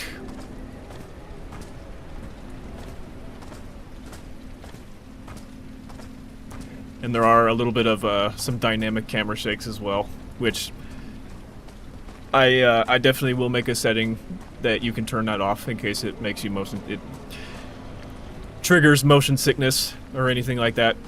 Any camera shake like that, whether it's like, you know, camera bobbing when you're walking or when you jump or anything like that, I'll make a setting so where you can turn that off if you want to. For those that experience motion sickness during all that. So you can still go up here though.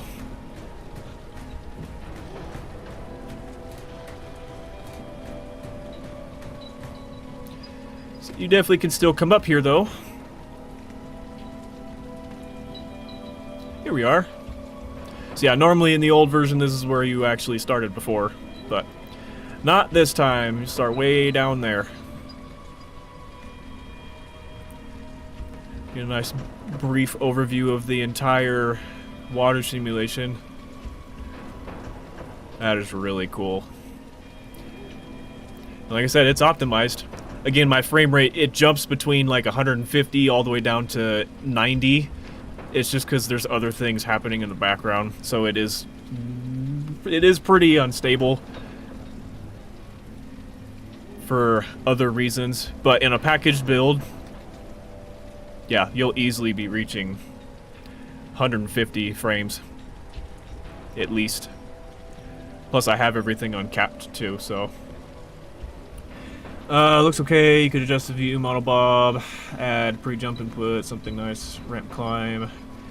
Oh gee, well that I can't really do because that was actually like a bug or something, wasn't it? In the original like Paint editor or whatever. I don't think that was intentional, but they like discovered it and then they just left it in there. I definitely won't do that in here because it feels way more glitchy than anything. So if there's a higher level surface that you need to reach, there's going to be like an actual genuine way to get to it without feeling like you're doing it in a weird way.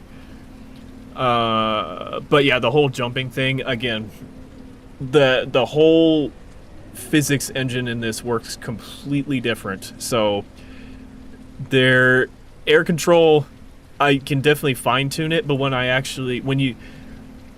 you for example jump and you're able to turn yourself around in the air, it is possible to do that in here, but when you do that, a weird thing with gravity happens. So like, let's say when I jump and I'm walking forward, see how I kind of just suddenly stop instead of keeping my momentum?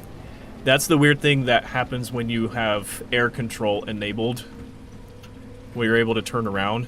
If I'm not moving in a direction, I suddenly just stop midair. So it's weird. I'm not exactly sure how to get around that just yet. But if there's a way, hopefully I'll figure it out. Otherwise, if you want air control, you're going to have to just kind of get used to the weird air physics that happen with that.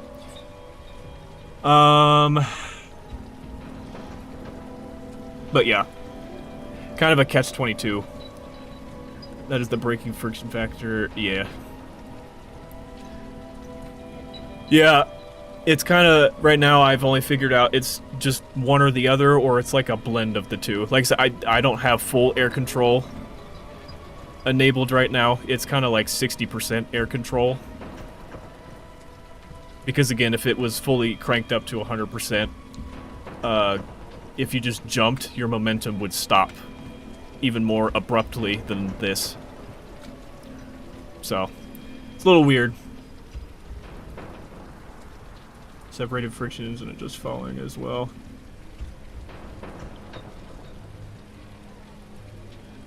Yeah, I don't know. I haven't figured that out yet. Haven't quite figured that one out yet. But yeah. Um, but I mean, hey, at least I was able to figure out a basic concept of the bee hop in here. And it is manageable. You know, you do have a decent amount of control. But it's definitely nowhere near as much control as the original. I will 100% say that. And no matter how much I fine-tune it, it's probably still not going to be exactly like the original. And that's just what it is. But I'll try my best to figure out the most accurate way to do it. Again, not everybody's going to be happy with it, but oh well. Oh well. Anyway, continuing our tour. These chests probably won't be here in the final result. They were here just for testing purposes. They were there just as testing purposes.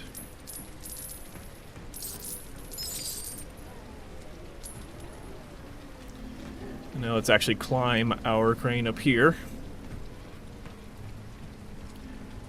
I want to add extra sound effects for all the cranes too, since they're like really large metal objects that are kind of, they're very old and rusted and rotting, and with the wind going like this too, I want to add like really big and heavy metal sound effects, like metal creaking, like when you're on a really big metal bridge that's old, like super old, and you just hear like the occasional adjustment metal creaking sound, but it's like really bassy and deep sounding because it's such a huge object.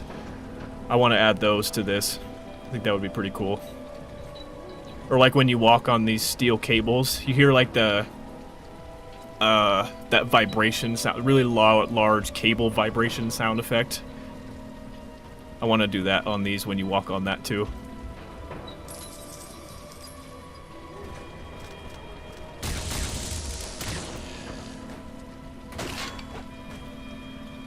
And then we get a nice overview of the whole arena. Obviously looks weird because the rest of the ground's not done yet, but we got some other secrets already in place, as you can see over there.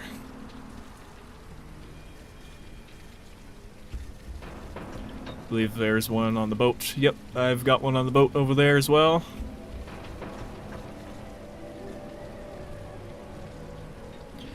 And then yeah, you can see the difference between the new and the old ones over there. We make it. Yep. Yep, lab is going to be one of the levels in Chapter 3. Yes.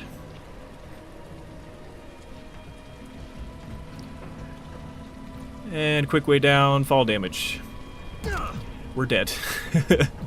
Oh yeah, I've also revamped the low health warning, because it used to be like a vignette image, but now it's actually a post-processing effect instead of just an image on the screen. So it's a little bit easier on the eyes. It's not like so much, it's not so much of in your face, but it's still a warning to let you know that you're low health. And then obviously when you go above 25, that effect goes away. So pretty cool. The water collisions, actually, let me cover this really quick. So again, if I was to do, and I also have no idea how to do this, but if I was to somehow make it so the collisions were almost like very precise to the tessellation of this simulation, that would be like the worst optimization tactic you could do for this. Like you would be running at like 5 FPS probably. So pretty much just to solve that, I've just added a very basic box collision on the entire water surface and just called it a day. Since, you know, if you were to fall in this, it's basically just a kill zone, so as soon as you hit it, you die anyway. And then as far as bullets, like sometimes the water effect will line up, and then sometimes it doesn't, because the waves are so big. So maybe I can refine it a little bit more, but for right now, it's probably just going to stay as a basic collision barrier, and it is what it is. For most effects, though, it still lines up okay, because, I mean, that's a big water explosion, so... For most of them, it's fine. I mean, it's better than Hell and Damnation, where there just wasn't even a water effect with the bullets to begin with, so... There's that.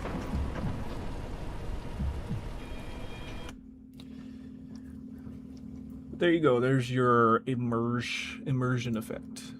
Back to the music.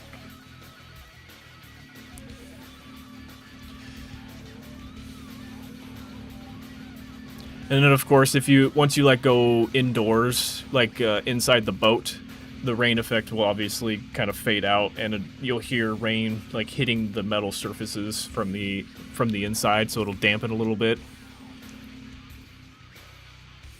Dynamic sound effects.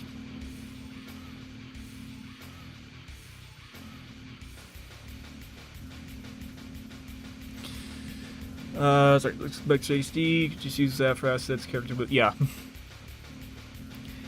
Yeah, that's pretty much what I do for everything that I'm actually, everything I'm replacing. Yeah, I'll use the scale and positioning as reference, and then, like for example, this right here. Hold on. Yeah, this whole thing right here, I'm using that as reference and then replacing it gradually as I go with newer pieces, more detailed pieces, or if it is just simple, then I'll have one big floor piece and then I'll fill it up with other pieces, like destroyed rubble or stone pavers or cement pileups, you know, debris, all that stuff. That's where the props and set dressing will come into play after that. Yep. Oops.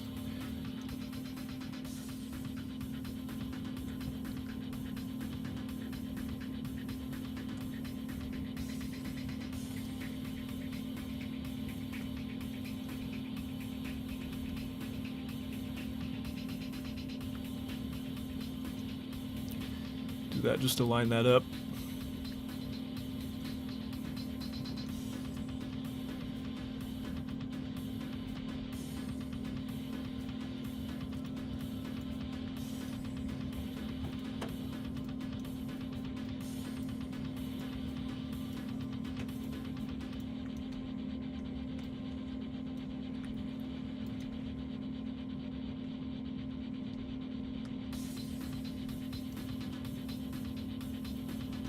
So that should be good enough right there. And then there's going to be a barrier right there, so I just got to make sure that lines up with that, and then that should be good.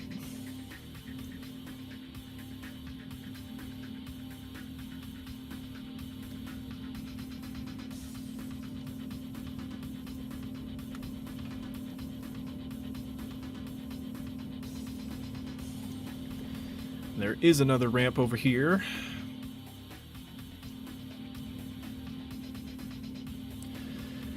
How long ago have you started this project? I started working on this in 2022. So, 4 years now. 4 years. And counting.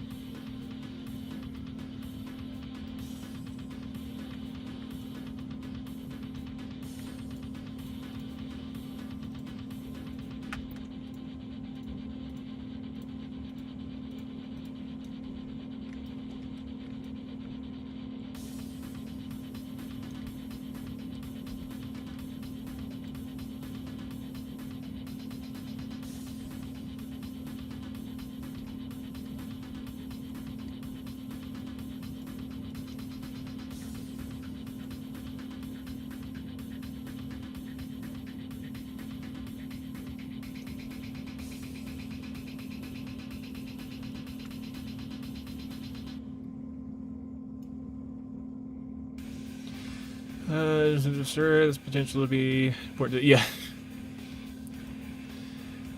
Yeah, that's pretty much how I learned Unreal. I just started playing around with it, and then I found this community, and then I just started modding like crazy with it.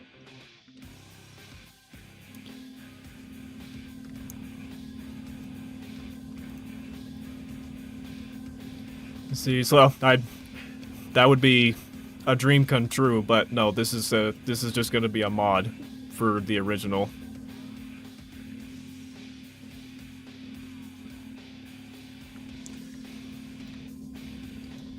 A remake at heart, yes, but technically a mod.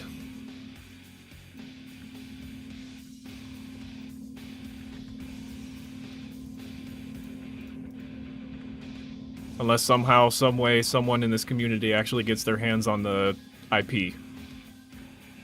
But I don't think, I have no idea if that's even remotely a possibility.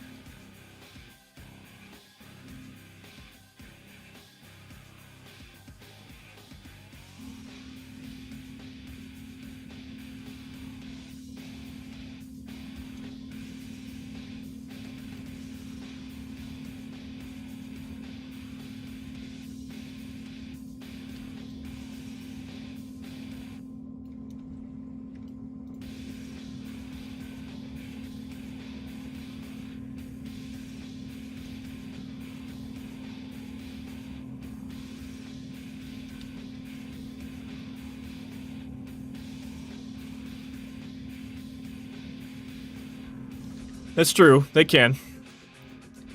But better safe than sorry for right now.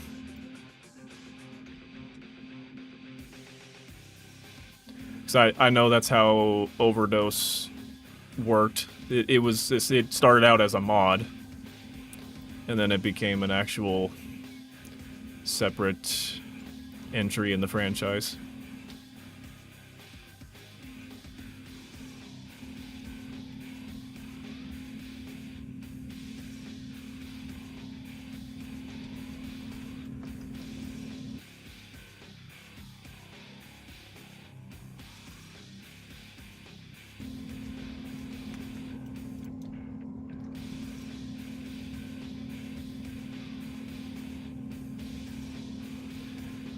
Okay, I should actually hide this so it's easier to see that. There we go. Now I can actually see the gaps easier.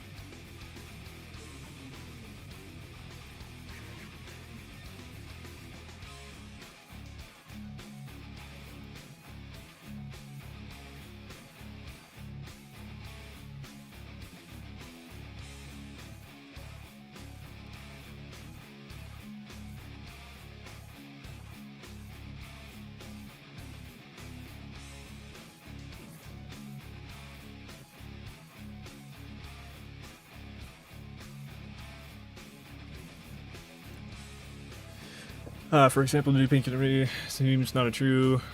Yeah, but they're the ones that still hold the rights to it, so they're allowed to do whatever they want with it.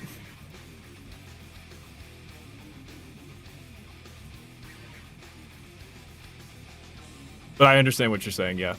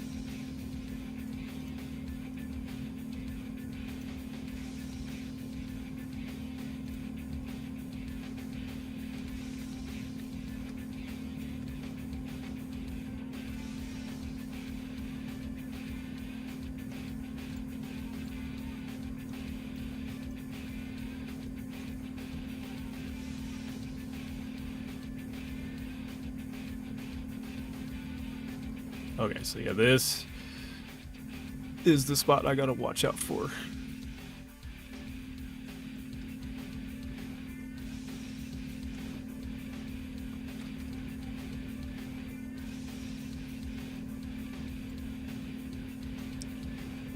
Give me just one of these for right now.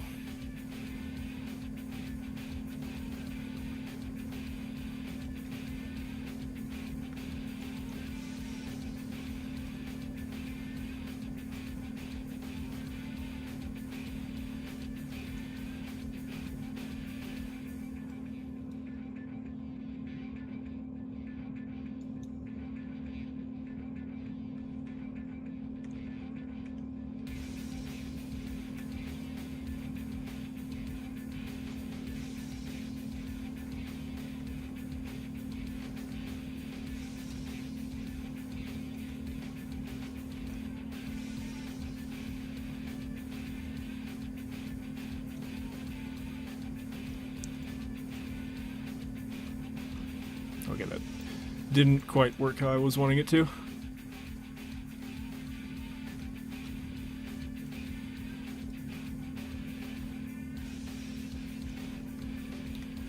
That's fine, as long as I can get that as accurate as I can in terms of length.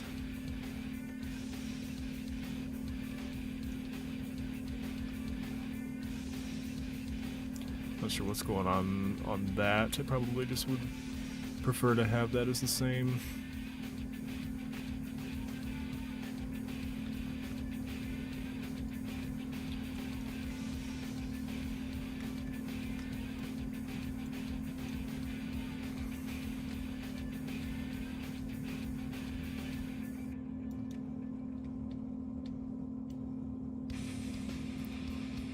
Something like that.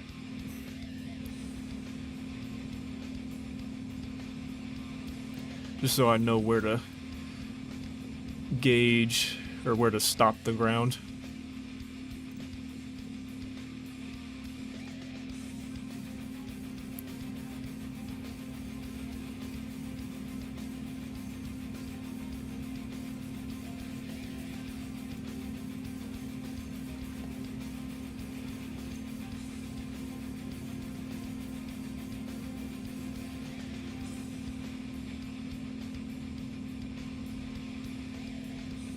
Actually, wait, bring that back.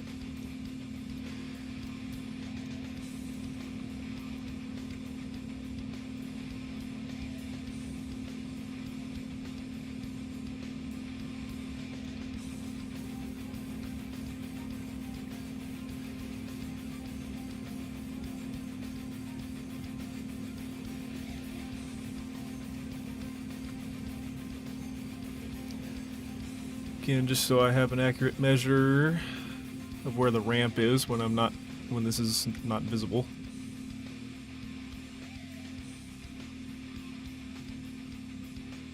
Oh, there we go.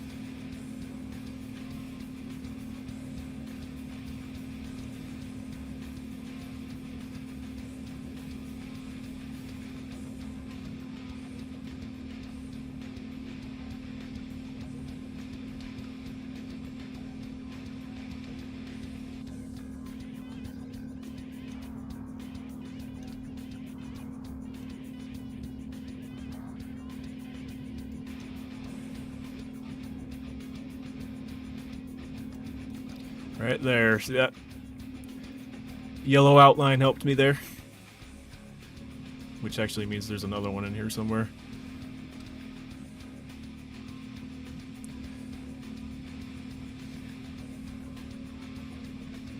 Oh, I just saw it. Yep, there it is.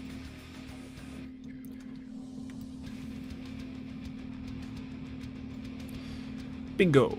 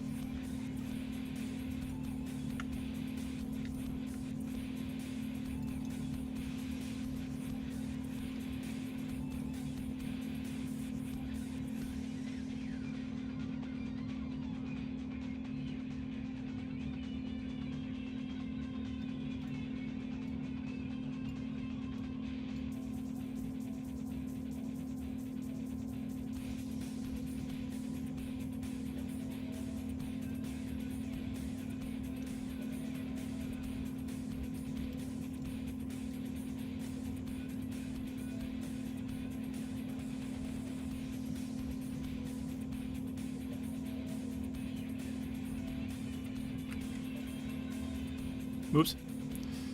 Grab the screen instead.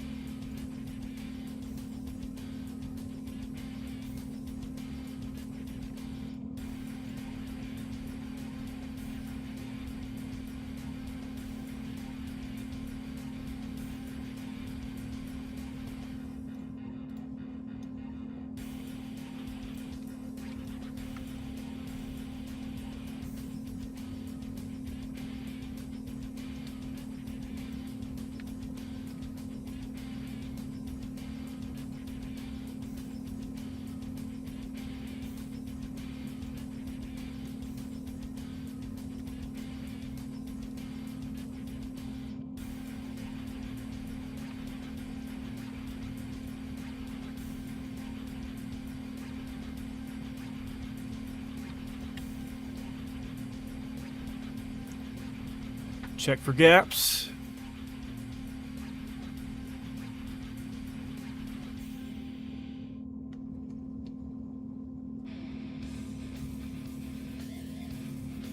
I think it's pretty good.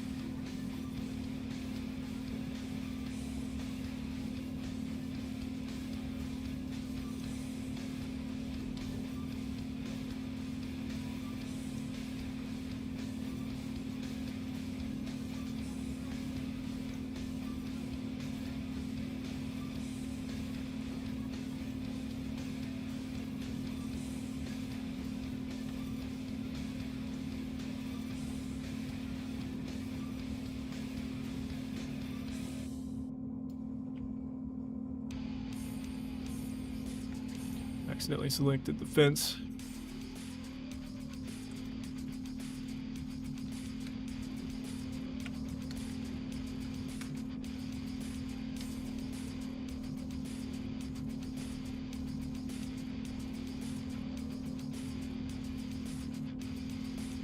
Just gonna make sure I didn't accidentally select anything else. Okay.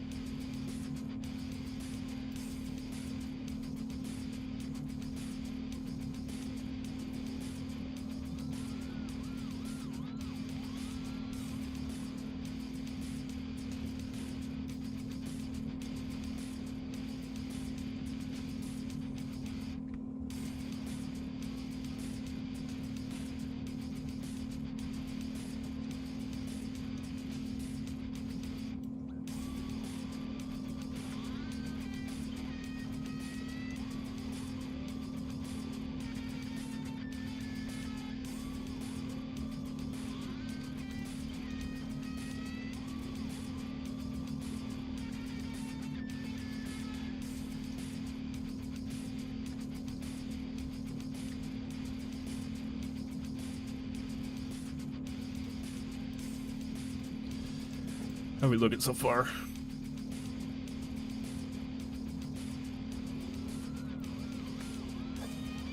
Not too shabby.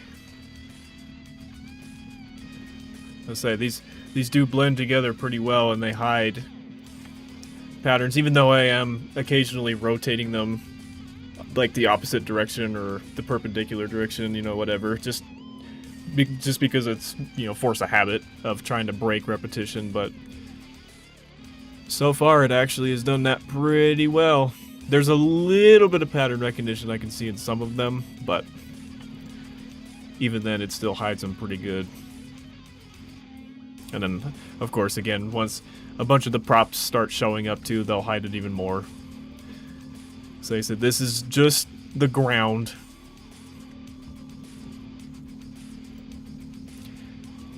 Plus, again, the rain, the puddles, and all that too help even more.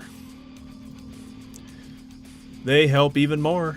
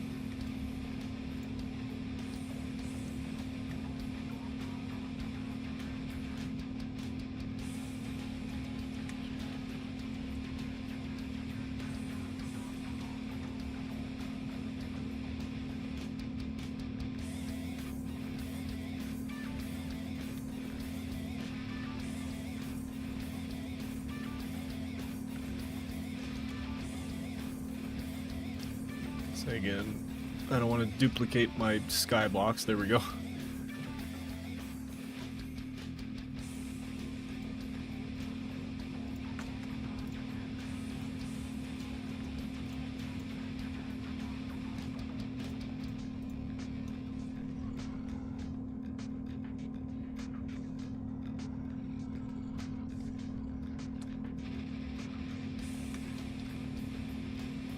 It's very slight, but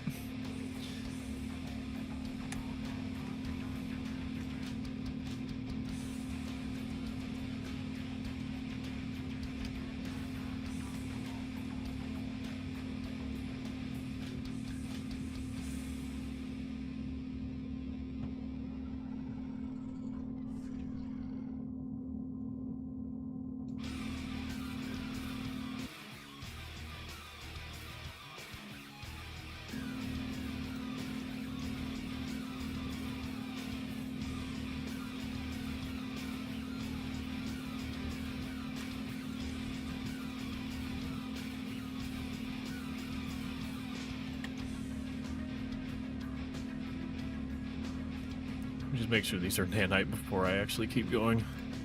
Yeah, okay, they are. They are.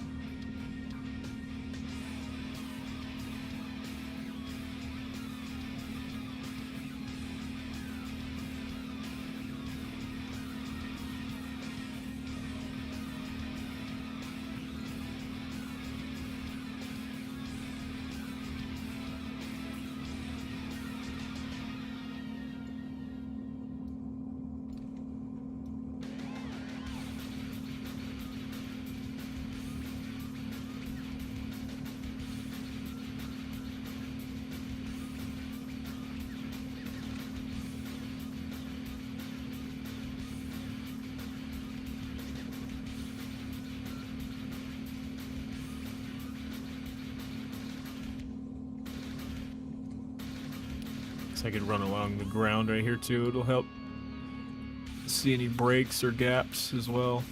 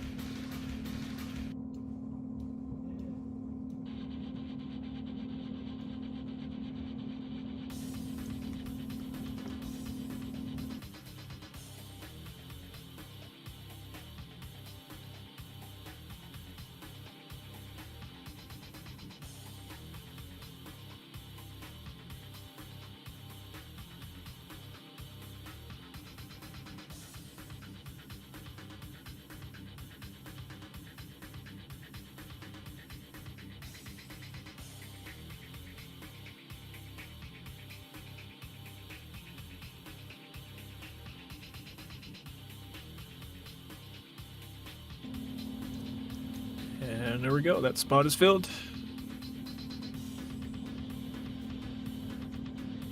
Is that a hole or is it just... Okay, it's just a rock.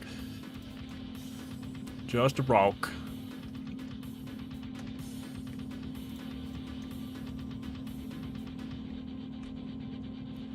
Aha. Just scoot you on up a little bit there.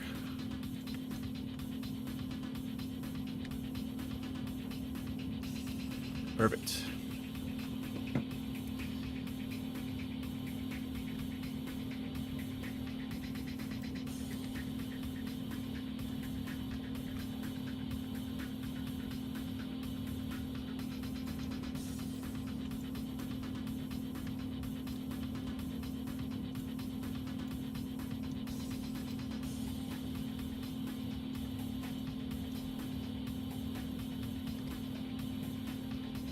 Actually, this is pretty effective as well for catching the holes. I guess it's like a bright white spot.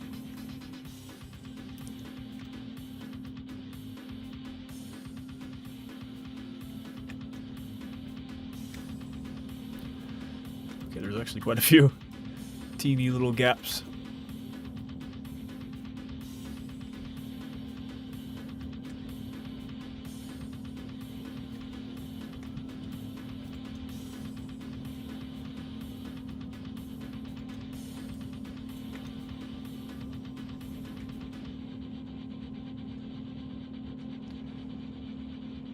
Just a few teeny little gaps.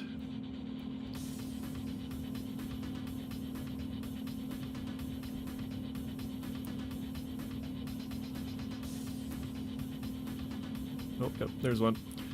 There's one.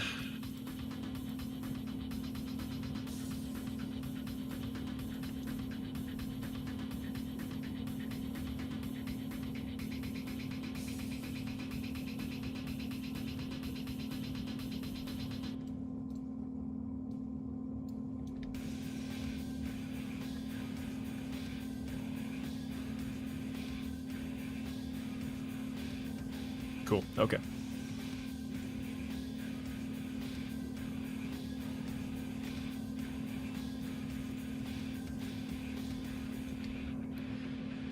Keep her going.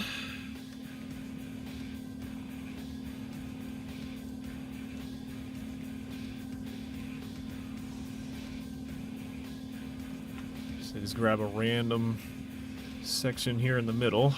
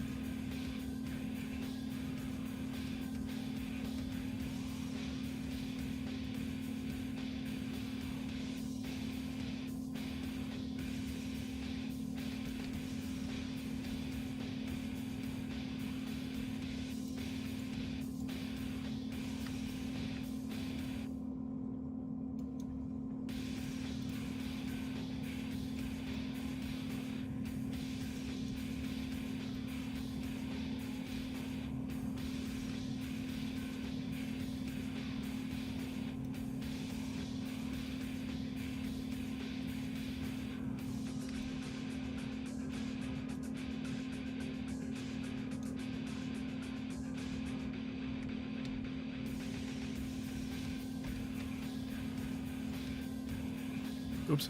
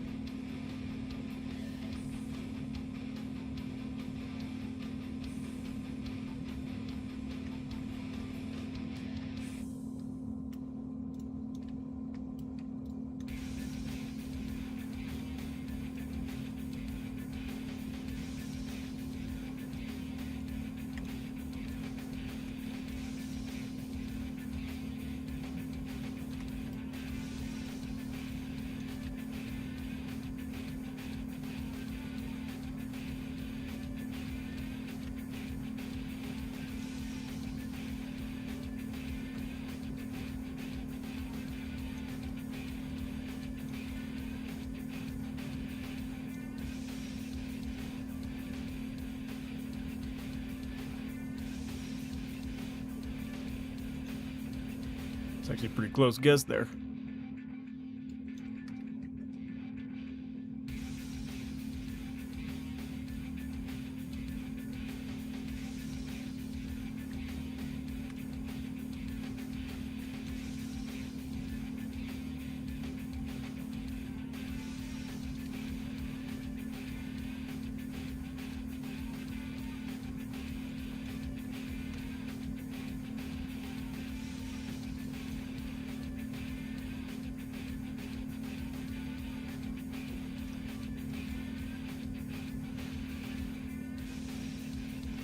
Okay, yeah, it does keep going even beyond that.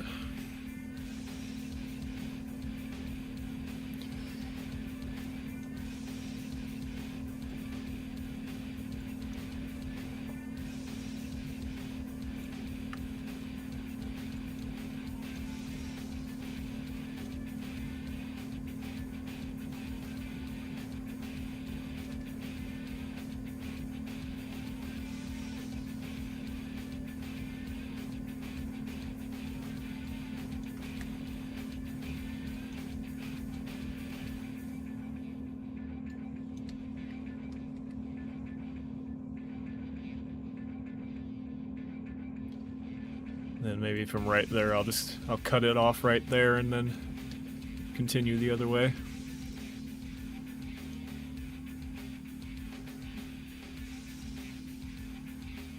And then since this area here is not actually the playable area, I can cut off all of the highly detailed pieces at the fence. I mean, well, technically this area is not playable, but maybe I'll put like a secret or something here, so I'll have the detailed stuff in here, and then after the fence stops, this can be just like a plain like we did over there for asphalt or something, since it's not the playable area.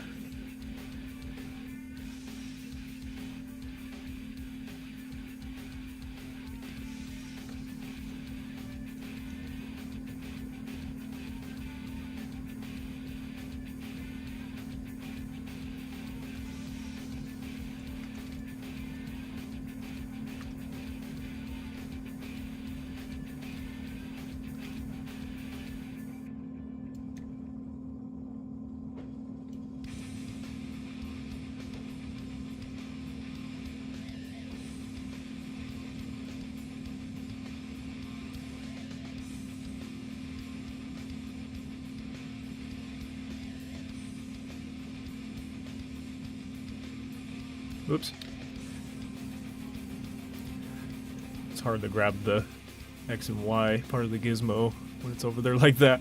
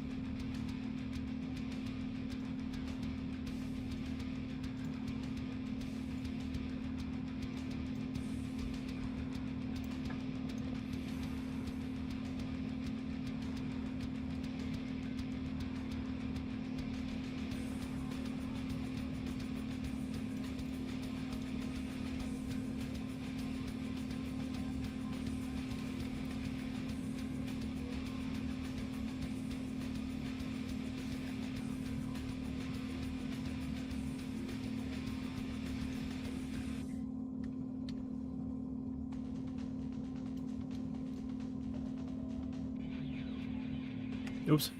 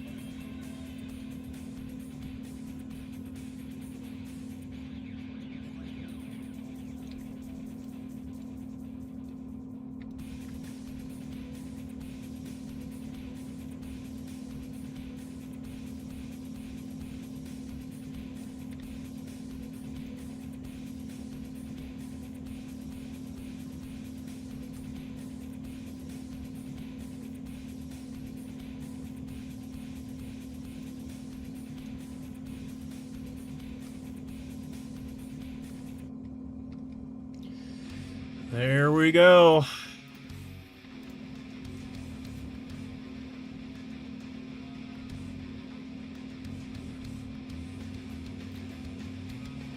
And then I guess same thing for like the area back here, since it's technically not going to be playable. That can just turn into like a flat plane.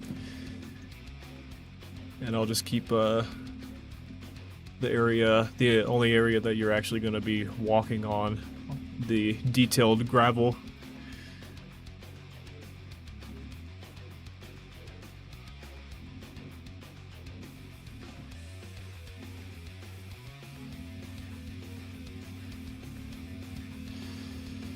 Okay, now let's actually continue.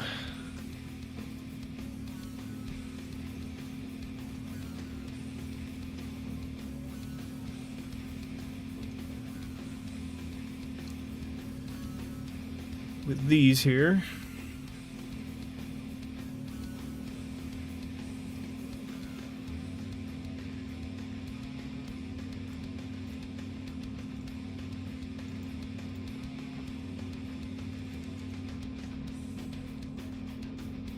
Okay, so there is 5 of these.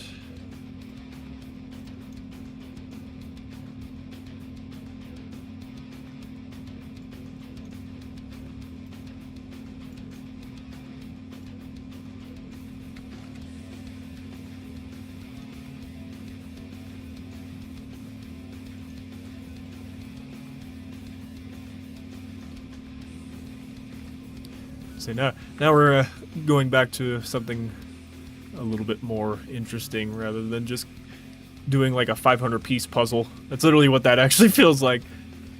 It's just completing a 500-piece puzzle, but it's just it's just gravel. There's not even like a picture that you're solving. But it's fine. It all comes together in the end. The foundation is where it all starts.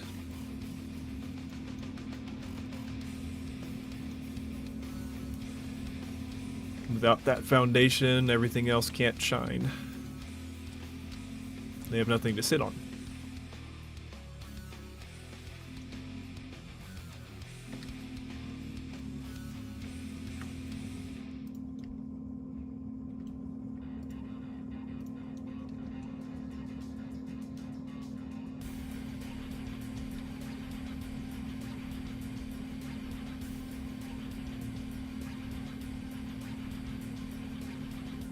I'm actually curious. I wonder if, well, maybe that's just a new track that starts right there. Because it's not in line with this one. So maybe it's just a new one.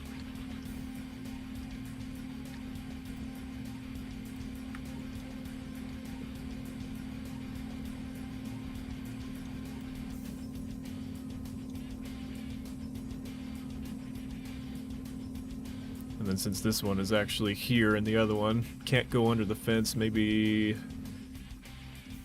I guess it technically could, but it's not elevated like this. So maybe the other one actually comes to an end somewhere right here.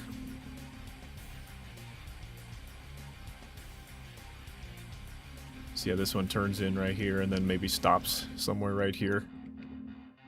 Or right here maybe. Probably stops right there.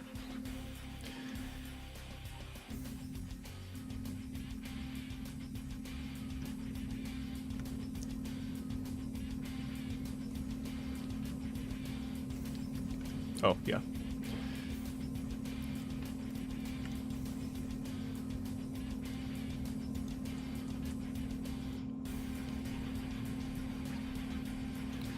Line that one up. There we go.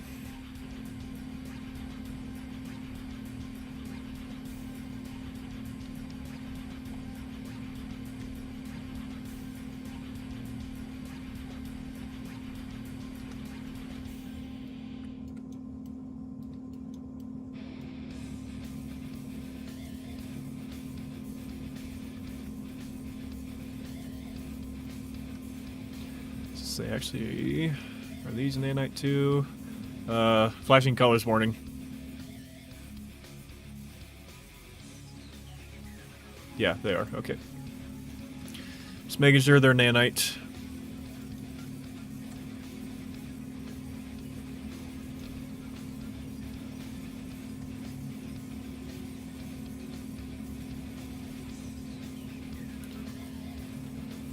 Okay, so right here is where this one starts to turn.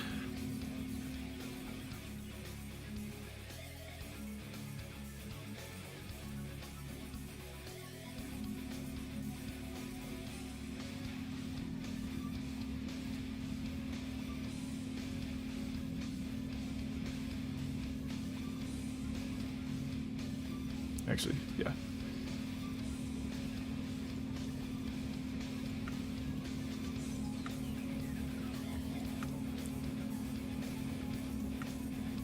You just duplicate this.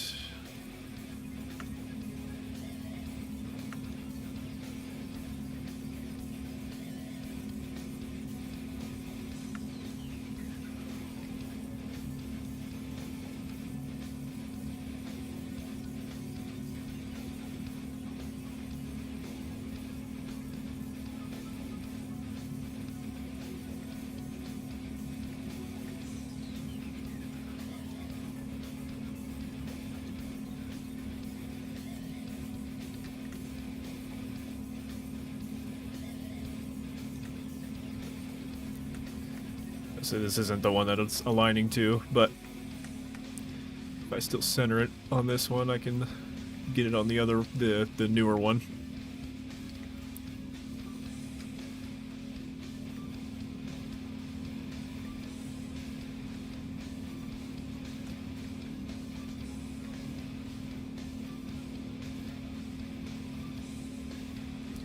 Or actually, maybe I can have this one turn going that way and then make an extra one, even though there's not a gate there. Actually, yeah, since there's not a gate there, it's probably best to leave it like that. Never mind. Was not intended for that.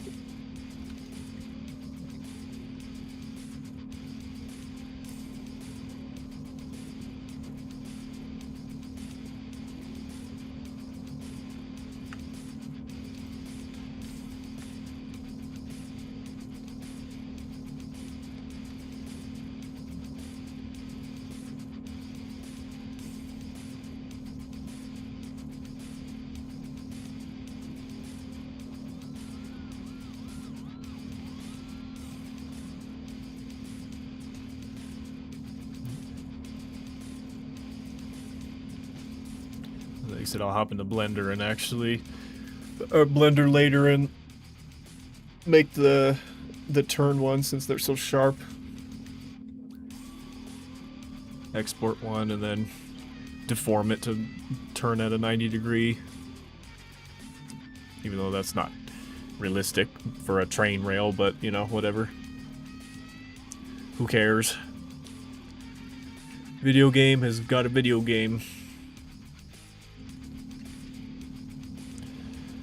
Alright, so now let's do this. I believe it was like 5 of those.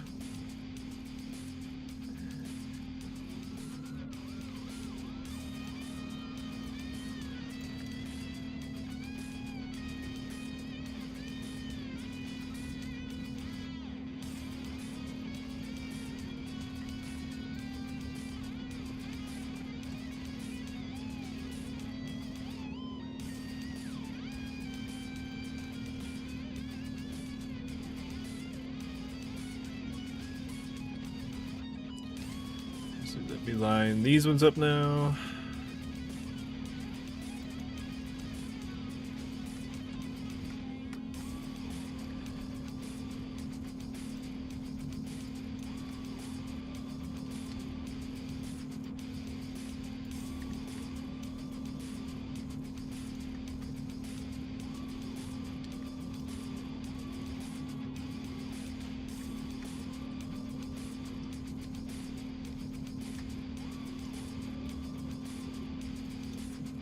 Close enough.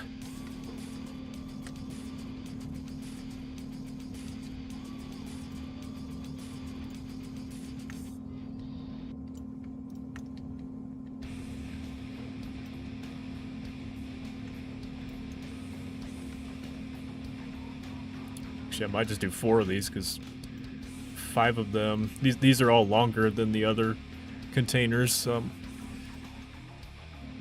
An extra one might be too long.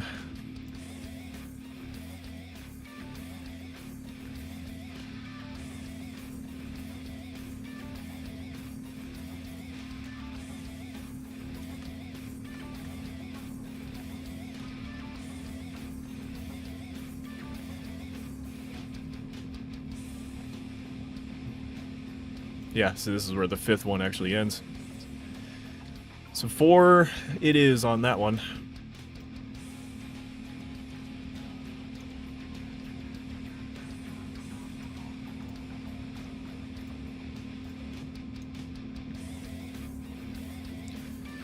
Okay. I actually do have this same, actually I don't think it's the same. It's actually this asset pack, the factory one. This one has a truck model that looks similar to this. So I will use that.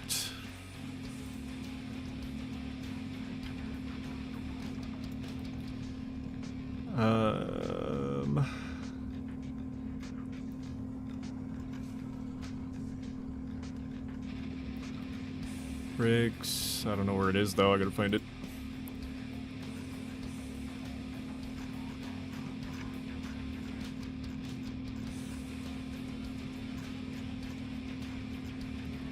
Maybe it's not this. I thought it was.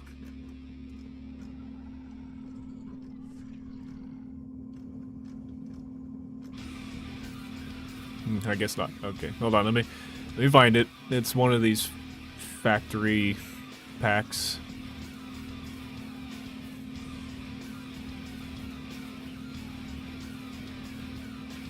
Okay, no, that's the one I was just in. This one maybe?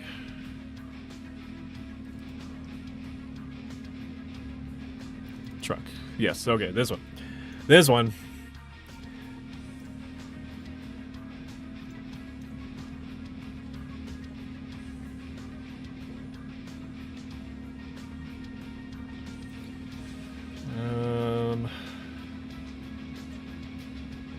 Here, let me enable nanite on these. Take a second to load and do that.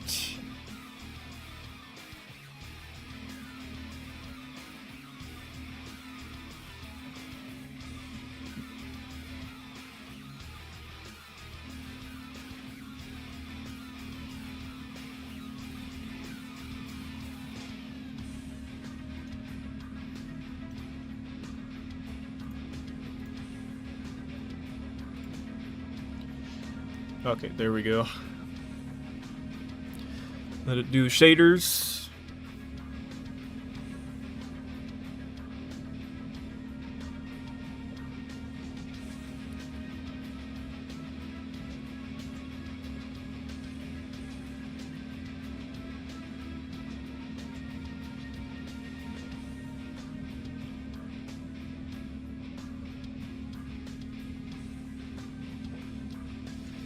And thankfully, since it's all in pieces, there is a blueprint that actually does have it all compiled together, even though I would probably like to just put all these out and then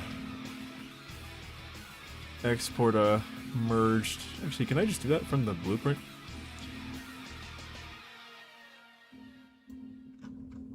So yeah, I have it all put together right here. I'm wondering if I can just take these and create...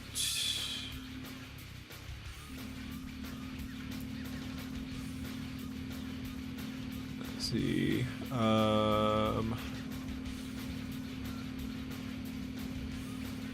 Yeah, there's not an actor window.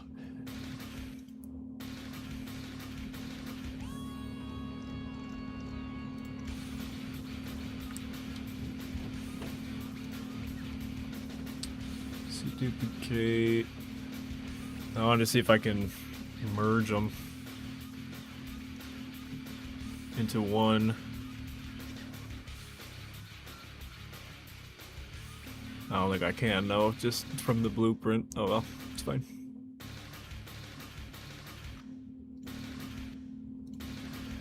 So as long as they're all... Okay, I need to switch these to static.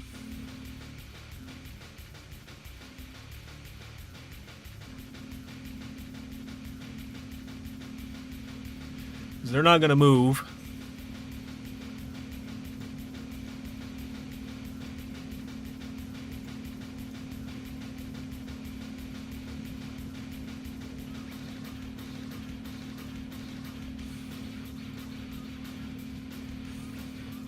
It is quite big.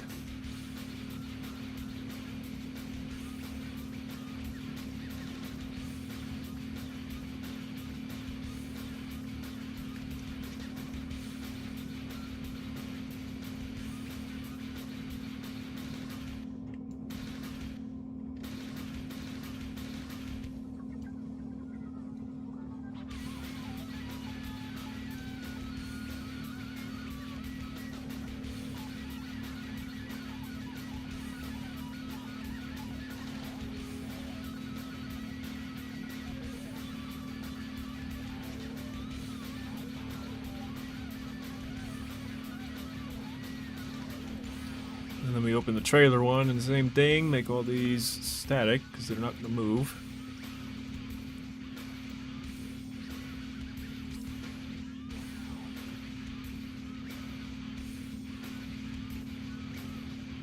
Holy crap, that trailer is huge. Okay.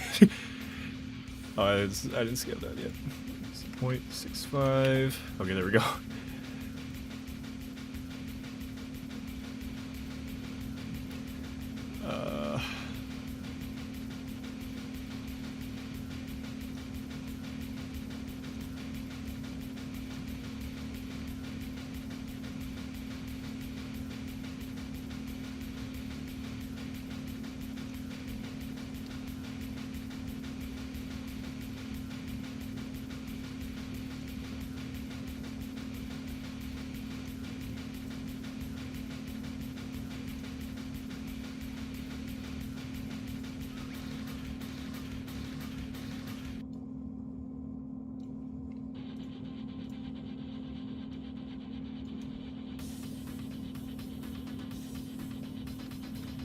Where is the hitch? There we go. And then where's the actual connecting piece? Okay, I'm gonna make sure that this lines up.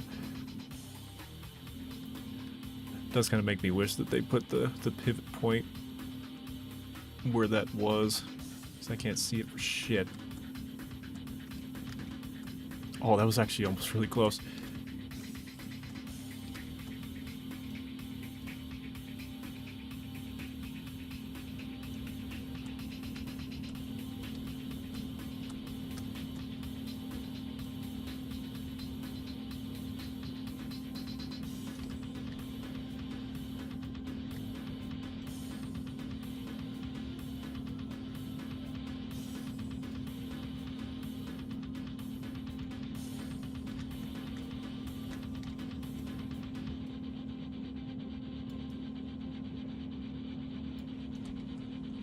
Okay, that's close enough.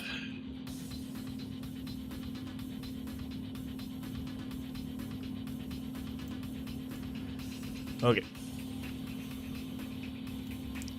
And then since we've been using these containers the whole time on the trains, I think it's about time we bring in our Old Faithful container.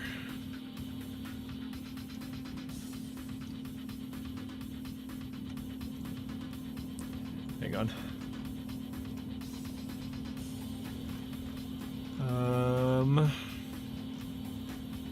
I gotta find it.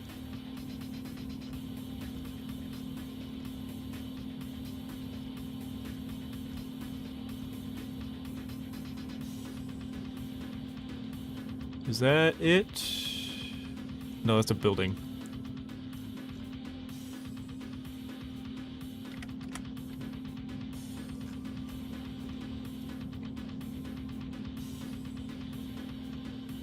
Oh, actually, it's probably not spelled like that. It's probably spelled like this. Yeah, there we go. So I have the materials. Maybe I actually didn't import the container itself. Oops. Or maybe it's in here. Because it is kind of a universal prop.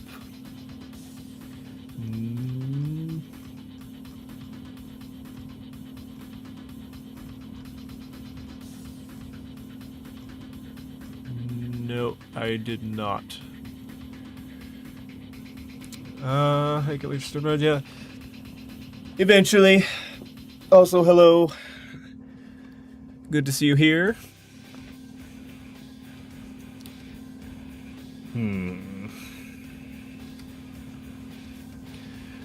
Thought I imported it, but I guess I didn't.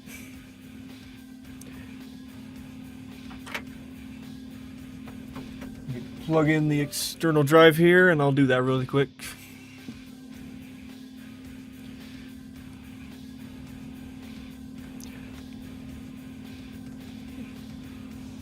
Because yeah, since the train cars are using these containers, I want to actually bring in one that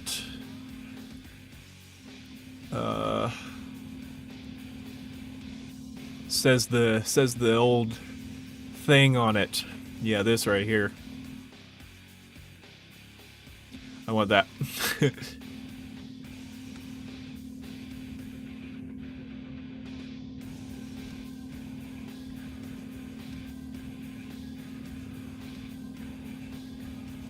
Also, I want to see if I can change the material of this trailer here.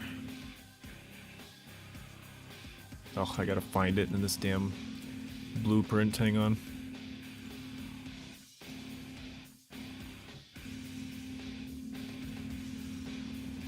There it is. Okay, is the blue... Oh, no, it's its own material. Okay. Well, then we'll go here.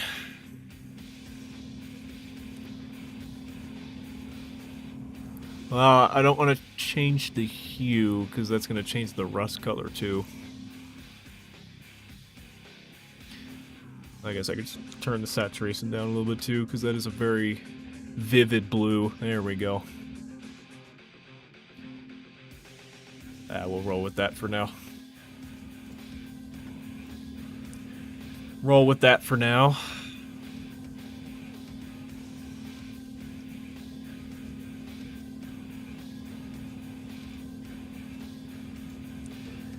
Okay. Let me find this container.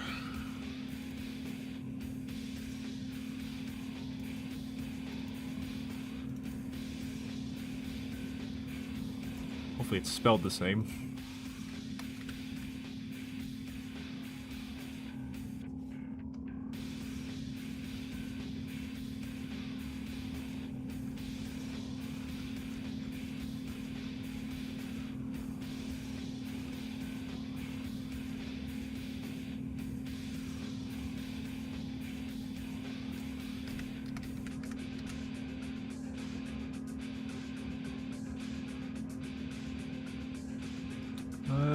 Yeah, they got the one from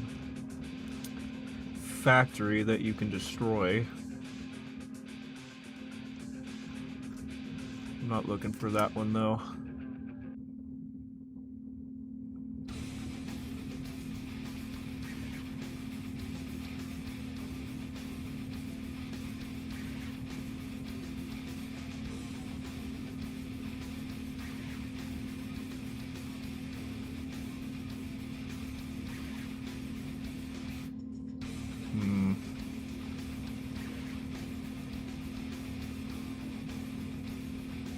I don't know which one it is.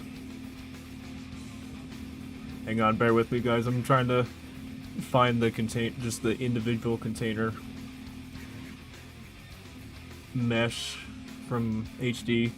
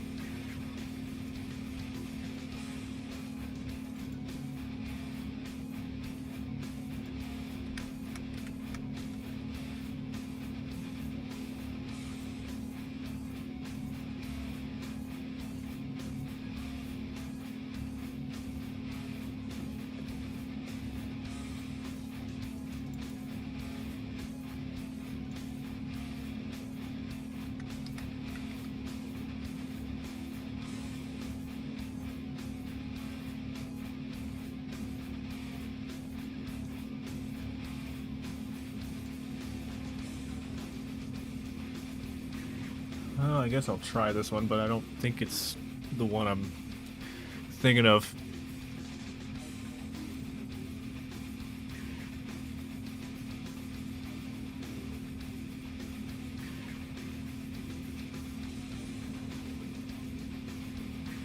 No, it's definitely not.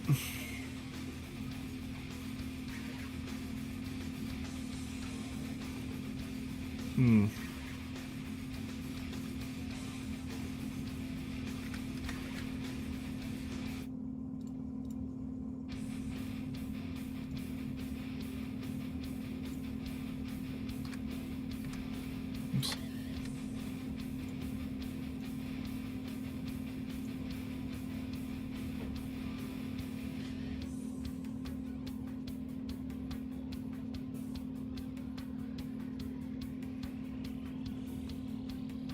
Well,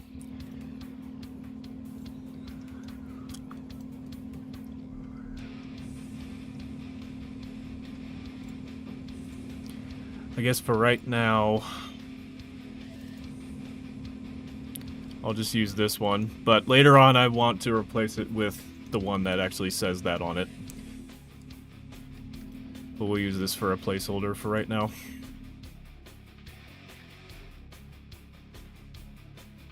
Just for right now.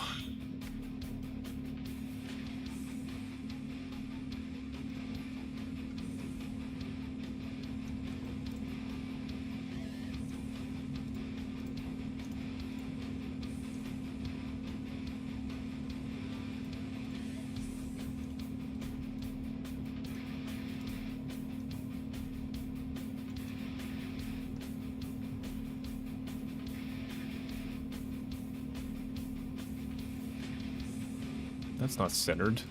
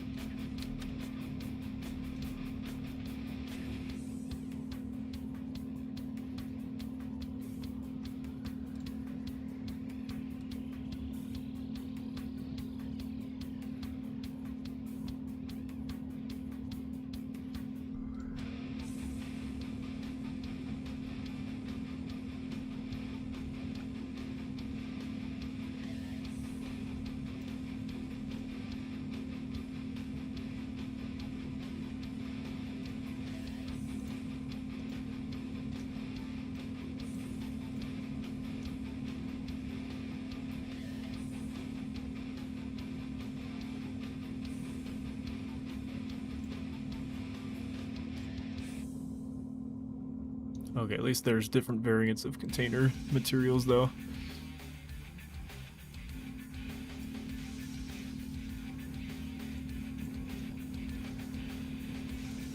It's so saturated, though.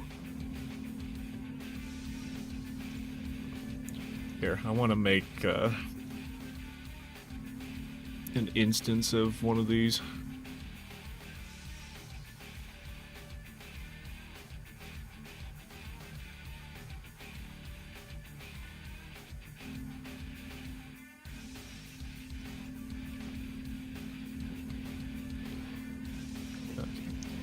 And then instead of that being the parent material, let's make it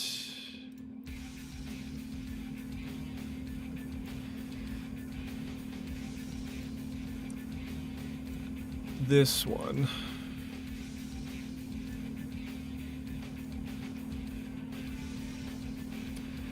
There we go.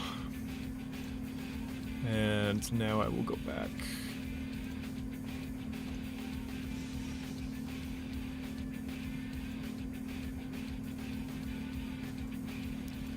Open this up so I can find the textures.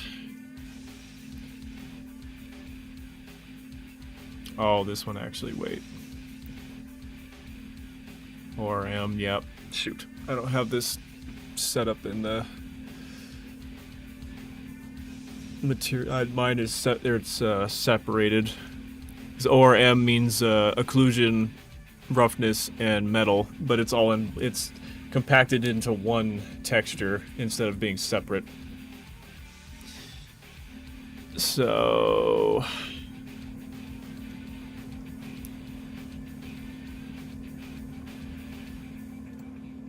I guess for right now,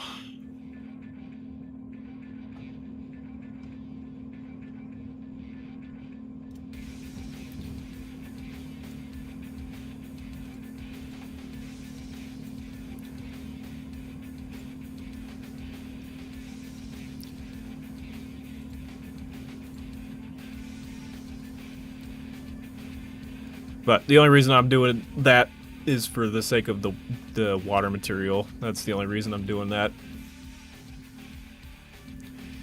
Because it's already applied on my parent material.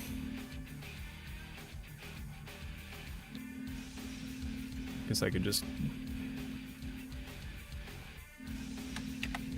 make it metallic here, but the only thing is it makes it really dark and shiny.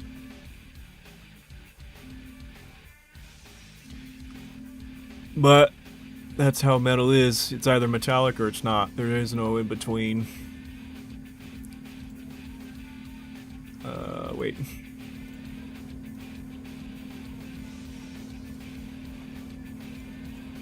Well, plus the rain, the water is actually making it even more damp. But now there's water on it.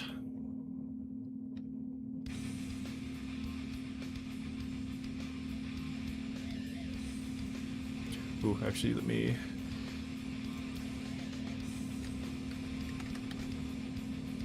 give it the physical property. There we go.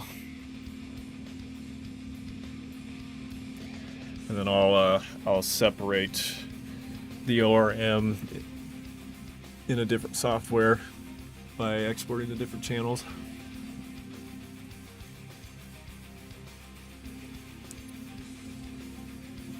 I guess I could do the same for that, but it's all different groups.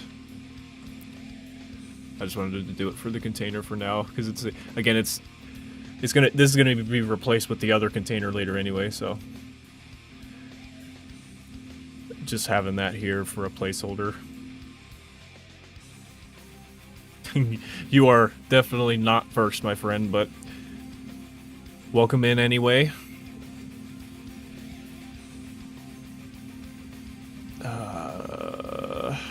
Oh yeah, there was another truck here, wasn't it?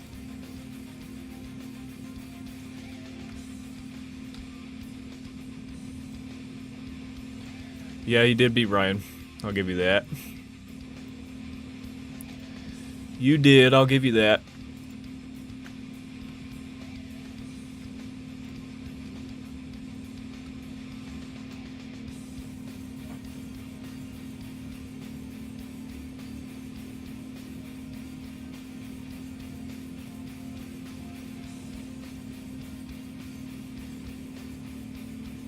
No, not first. Just because the rest of these guys don't know who you are doesn't mean you were first.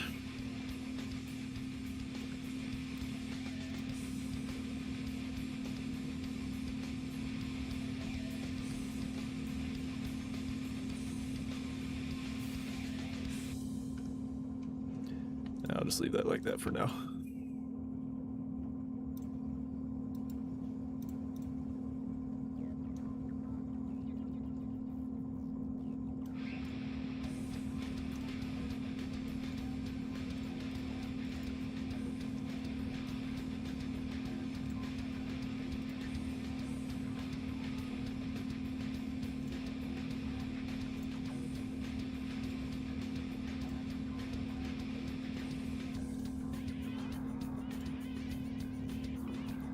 Oh, actually, yeah, I meant to do that on the other one.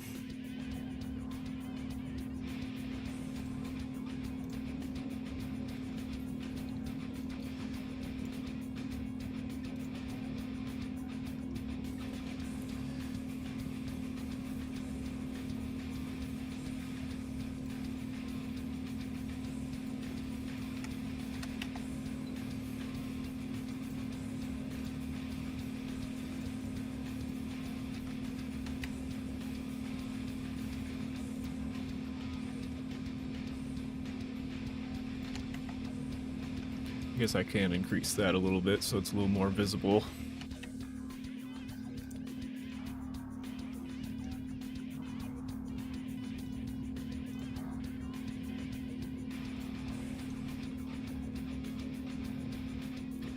Just a little bit.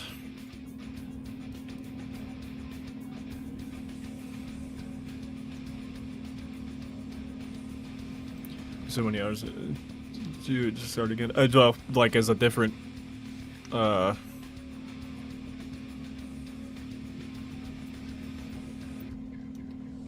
can't think of the word right now, but different build or whatever.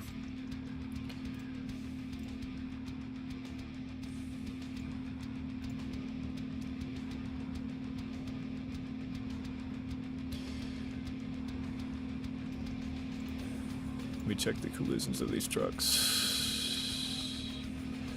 I was in the wrong mode. This is... Oh. Oops.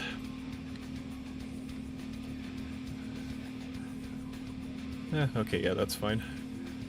Ignore the light purple one. That's the old meshes.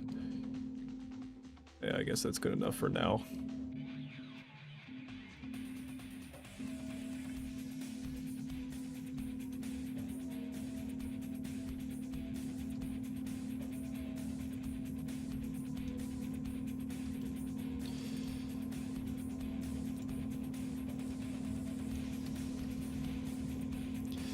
The The only thing is this tower, or this like connector piece right here. I do kind of like it, but it's connected to these trucks, so I'd have to separate it and model. Let's just move this underneath for now. Oh, there's another truck just peeking back here. Didn't realize that.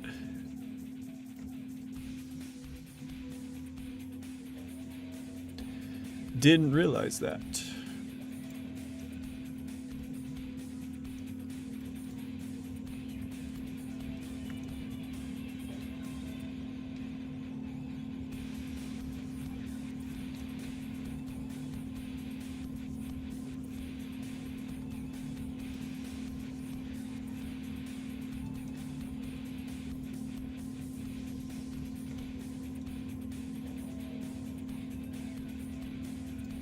Just leave that one right there for now.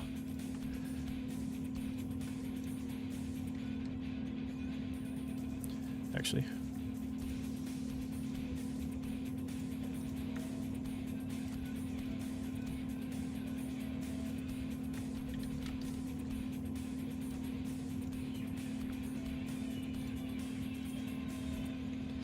Trucks.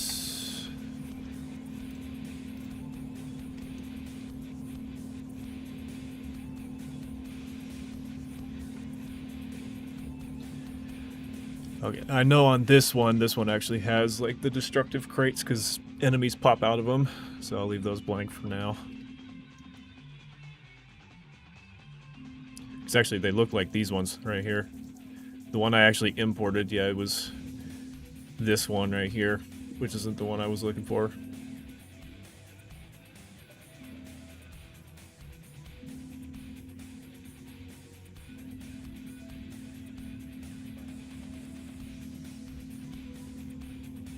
Well, here, actually, you know what? Instead of having all these green, too,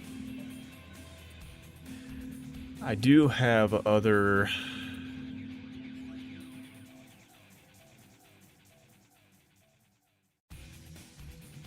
Or I guess I can just make new instances of them. And change the color.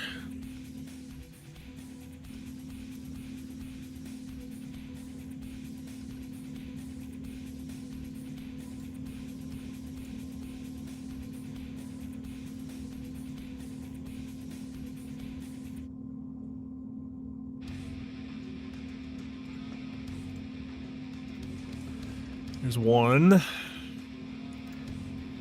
Do another one.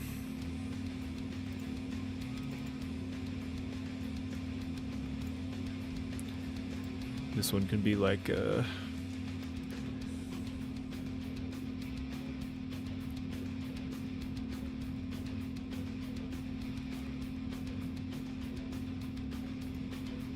bluish one.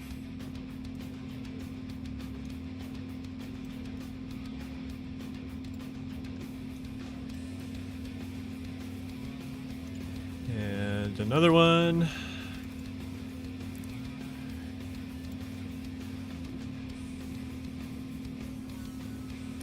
Red, a reddish one.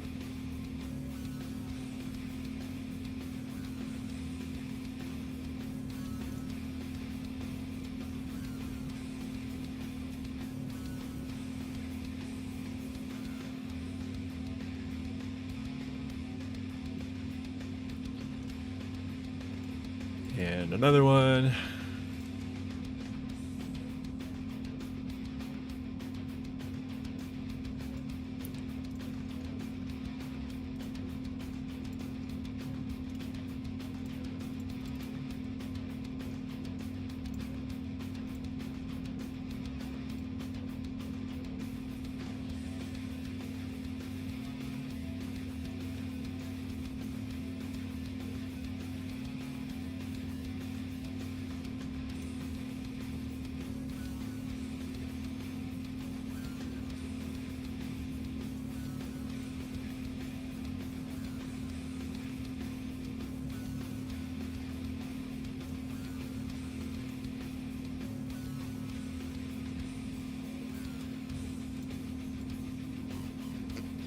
Okay, there we go. A little more variation.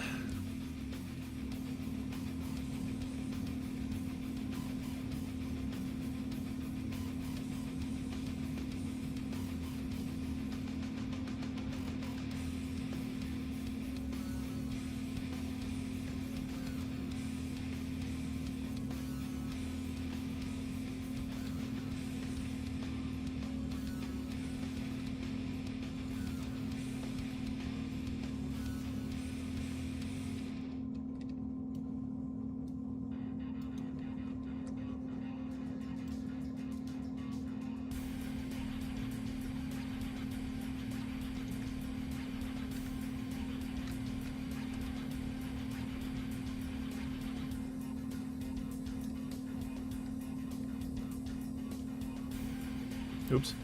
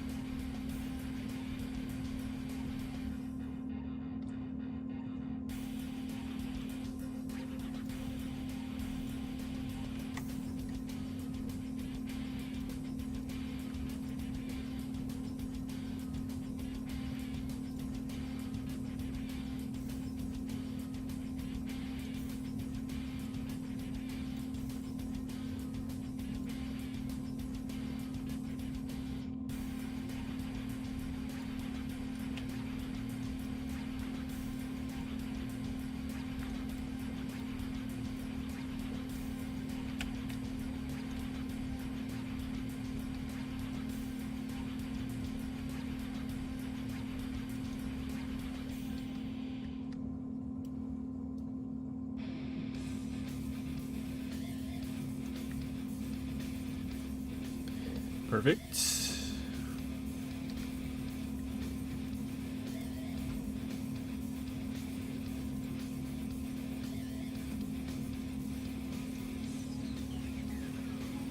Actually, wait.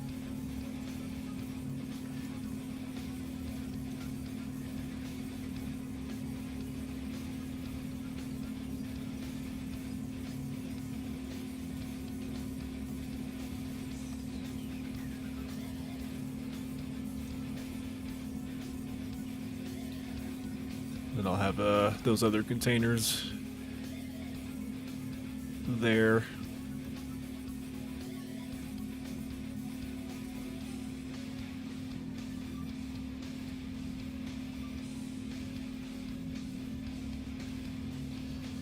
Okay.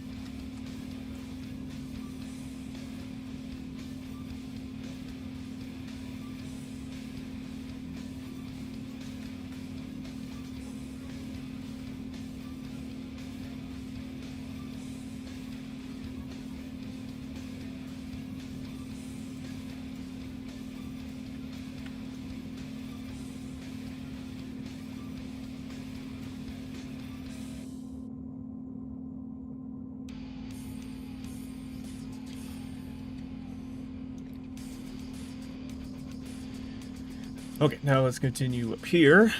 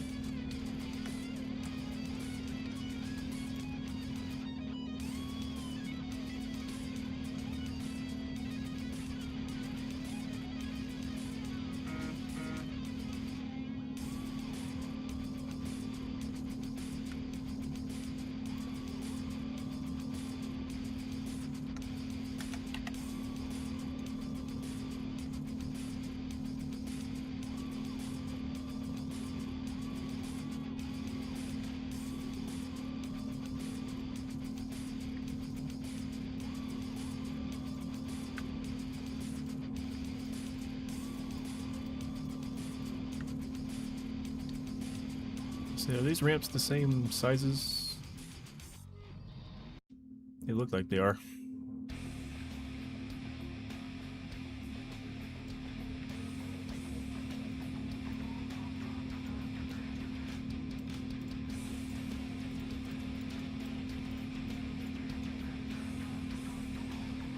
It looked like it.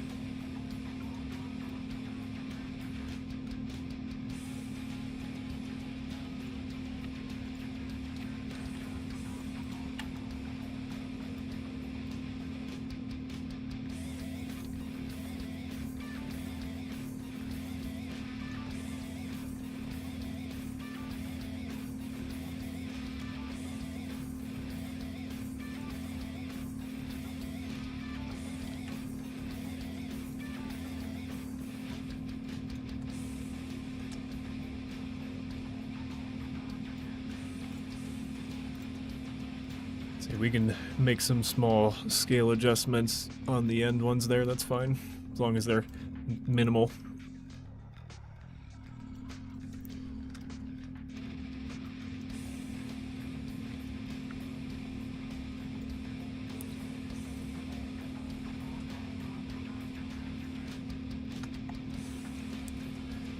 Flip this one over so I can line it up over here.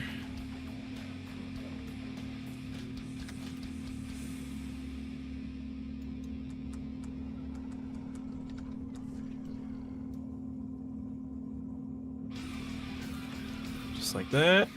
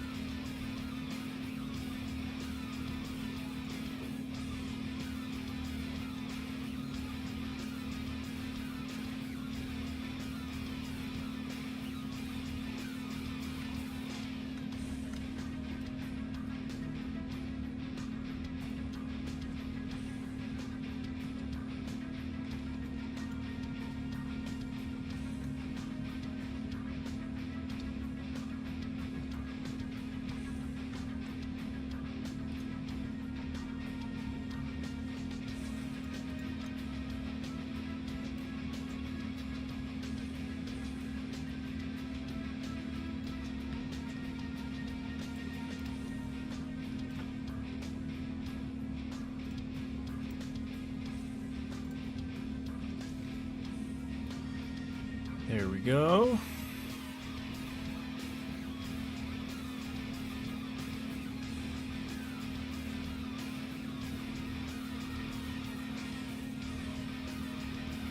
Nice.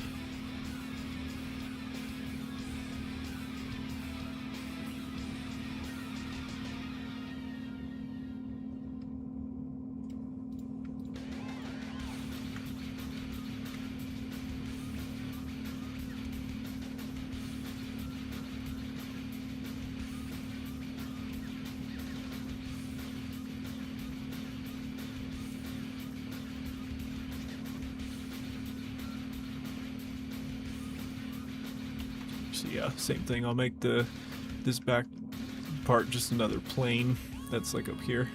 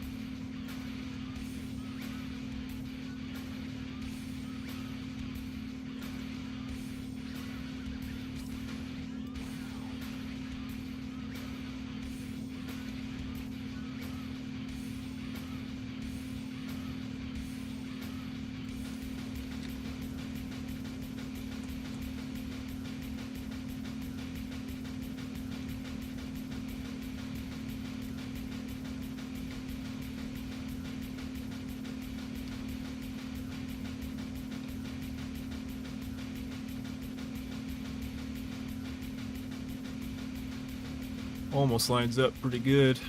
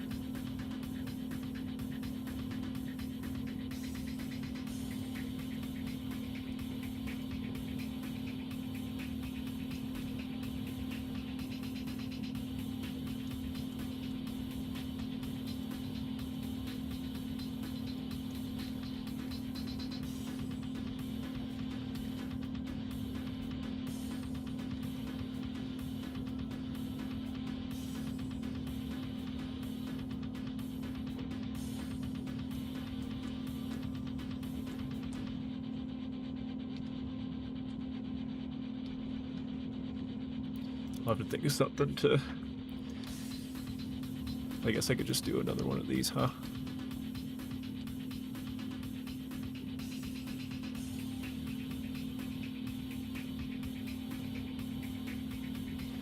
something to separate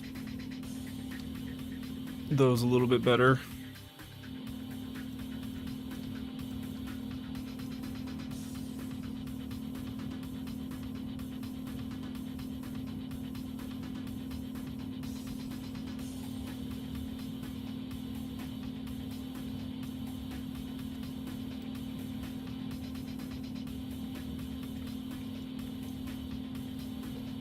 I guess since that kind of follows the same shape as that, might as well just keep that going.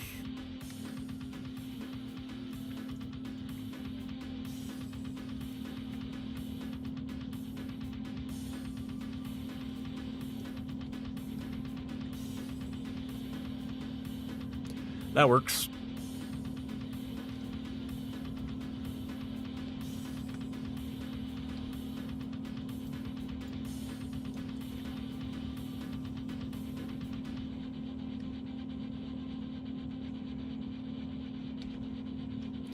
And I guess for this,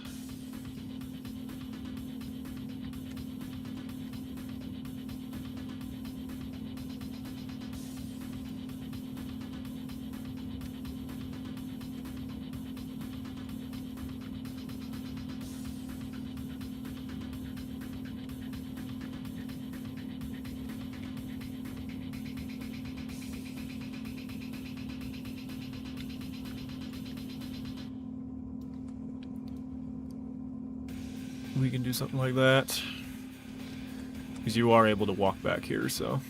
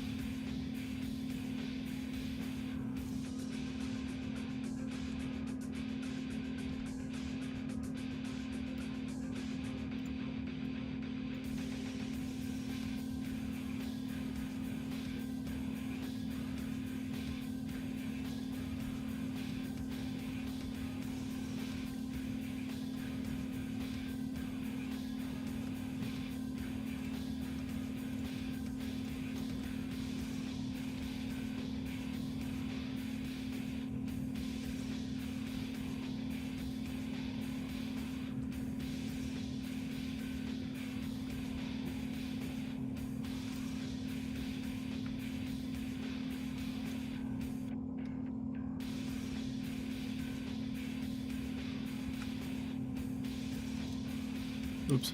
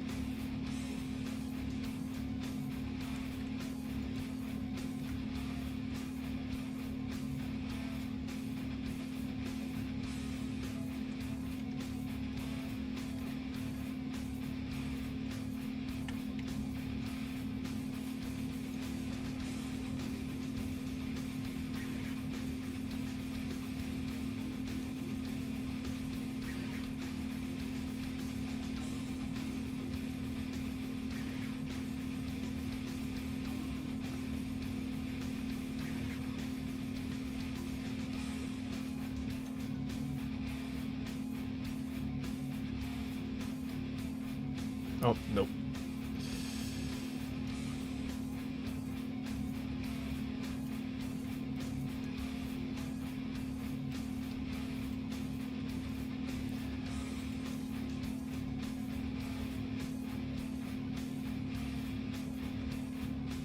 Oh, that's not the right one.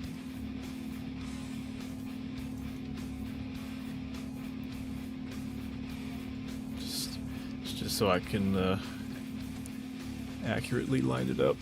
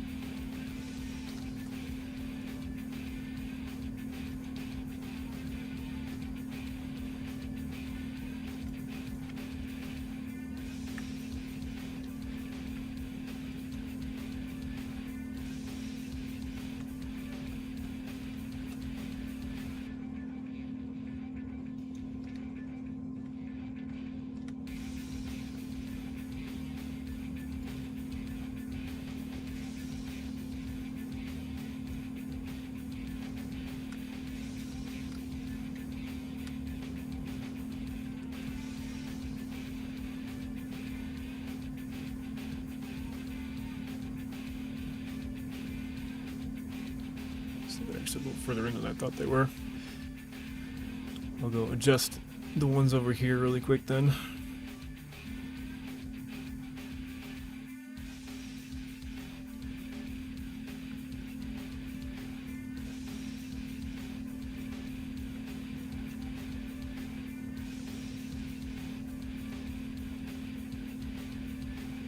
So yeah, they're more like that.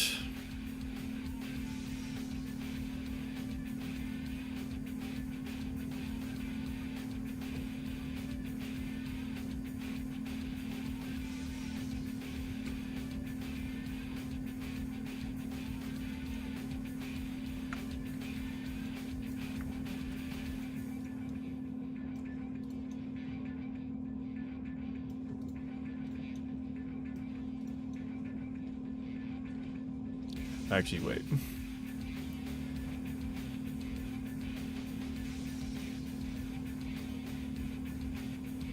Oh no, never mind. That's the next one over. We're good. So the next one over is a huge dip where the ship is being held. So that one's a different wall. But not on this one. We're good.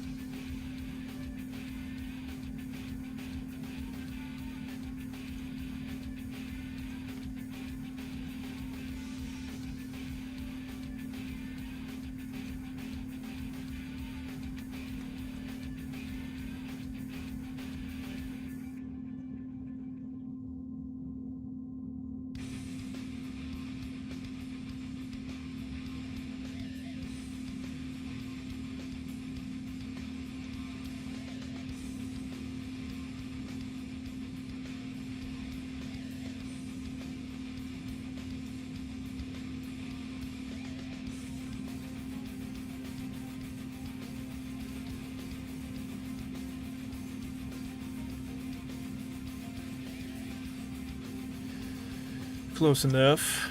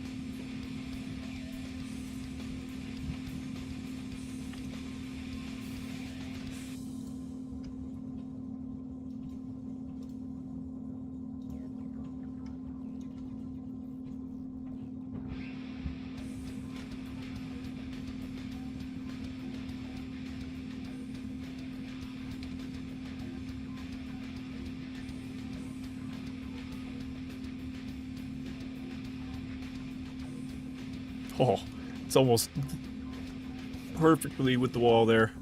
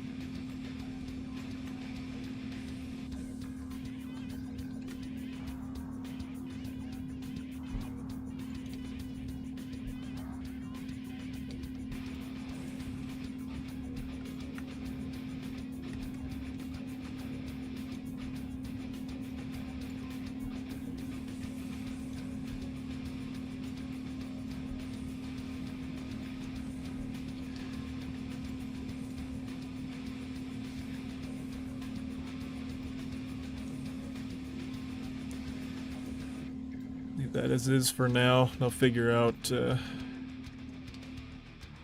specifically what to do for these heavy doors.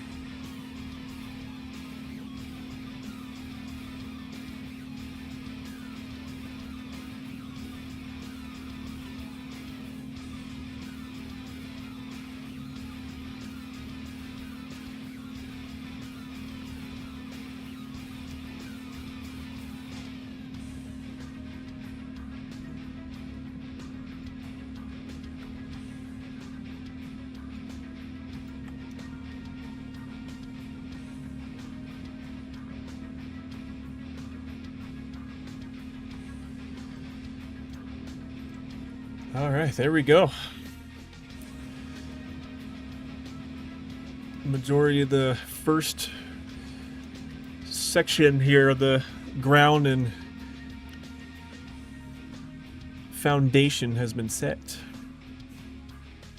So I gotta make these pieces or find one that works well for that, and then I gotta do the track that all the turns.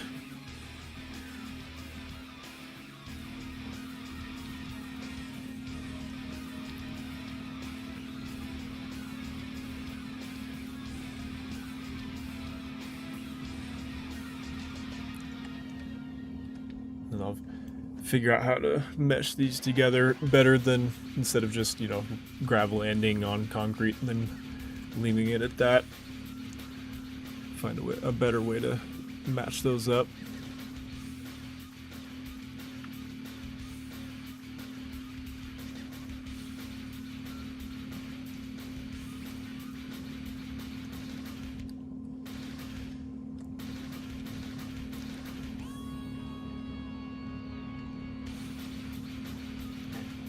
Yeah, everything else looks like it's lining up pretty good.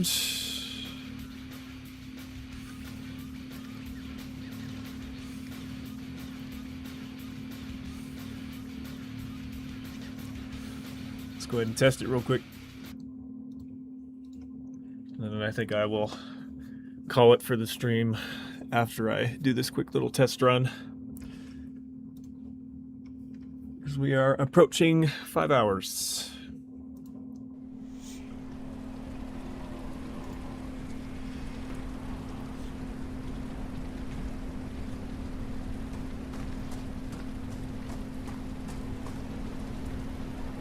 Nice. Yeah, that will work.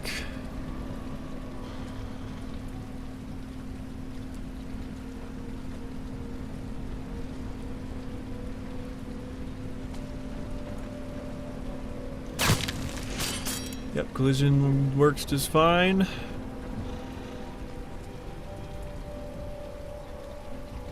See right there, that jump right, I had momentum going because I jumped twice on the boxes, so I was actually moving really fast. That looked a little weird there for a second.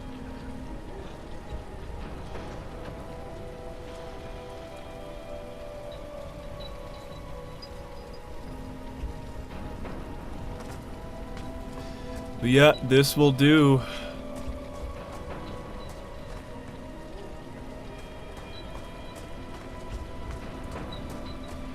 It actually blends on there so much nicer than I thought it would, just because of the slight tessellation on the gravel. It actually looks like some of it is resting on there. Creates a very nice blend between the two.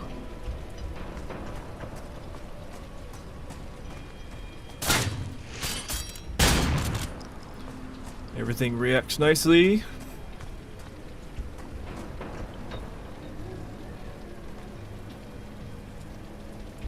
Now we can actually get over here.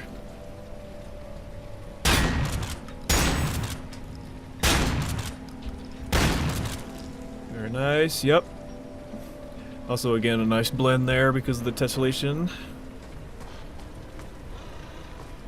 Very nice.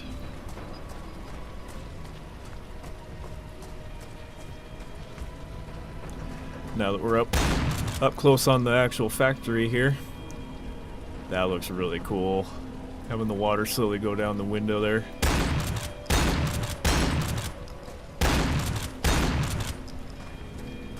Some of the collision materials are a little bit off because this entire wall is one asset, so we'll have to mess with that a little bit. But other than that,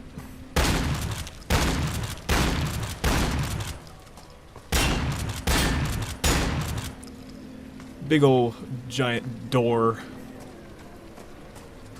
I said I did have to scale this up just a wee bit to match the scale of that, like this building, the one that used to be here.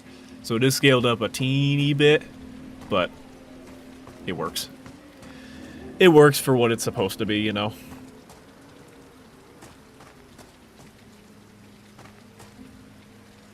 So I haven't assigned materials to these trucks yet, but I did on that. Another thing with metal materials too, since they're so reflective, especially with the water on it, the only way you can actually see my flashlight on it is in the reflection. Otherwise it just completely absorbs it. This one, again, the metallic properties are a little bit unique versus just full metallic. Again, that's where like the ORM would come in handy, where like the masked parts, like all the rust and dirt.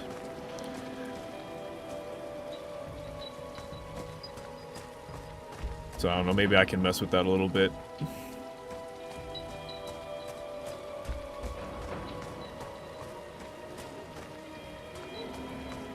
But yeah, it's getting there. Whoops, missed that spot.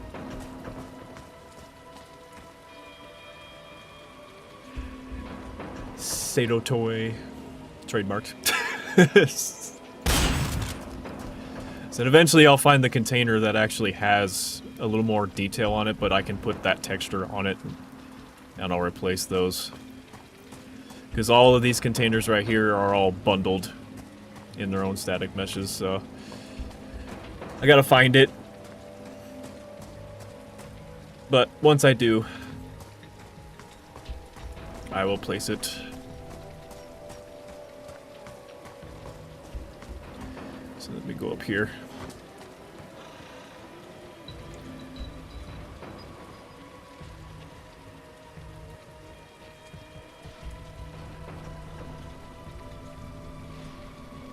Nice. Looks very cool. None of this is ray traced, by the way. I don't think I mentioned that either. There are no ray traced reflections at all. This is all screen space. So like, if you see the puddle right there, as soon as I stop looking at the sky, then it goes away until I look at it again. But having that just like that, it works. Works perfectly fine for this game. Yeah, no ray traced reflections of any kind. It is all screen spaced.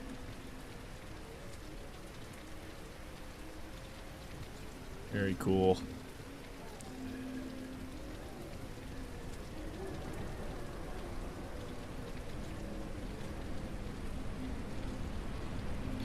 Again, I aim to change these letterings into actual decals that stick onto the surface instead of just being like a floating mesh that acts like a decal, because that's how they did it back then for most of these. But yeah, I'll actually put these on as a decal material, like I did with the blood materials in the orphanage level. Nice.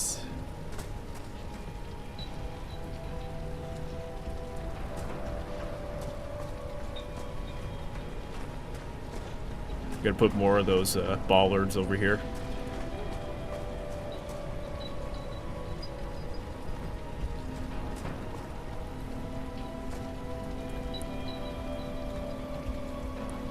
Very cool looking. I also plan to maybe have like the ship, all the boats and stuff with the all the waves and stuff going on, have them just slightly rock back and forth too. I'm a little afraid to do that, again, just in case of like motion sickness, but I do want to try just a very like subtle, well, at least for the large boat, have just a subtle shift back and forth. I don't know. We'll see. If it ends up affecting too many people, then I won't, but I am curious to at least try it out. Because these are pretty big waves. The boat won't just sit still.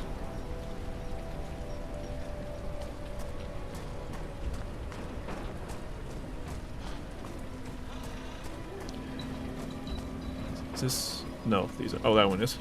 This one's open.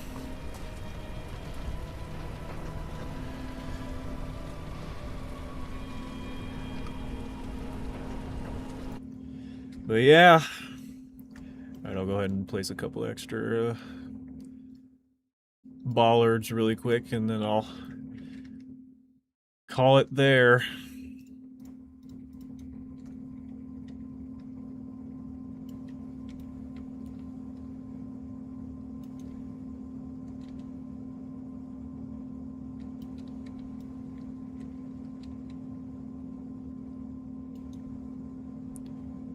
Space them out a little more evenly later. And those are the old ones.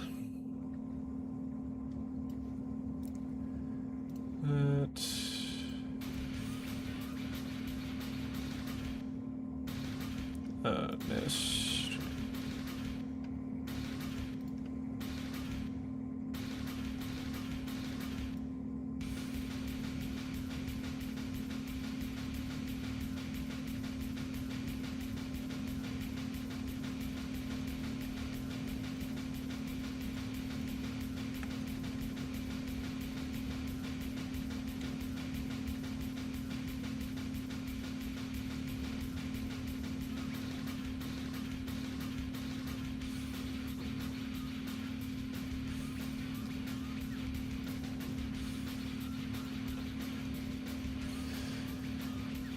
Okay.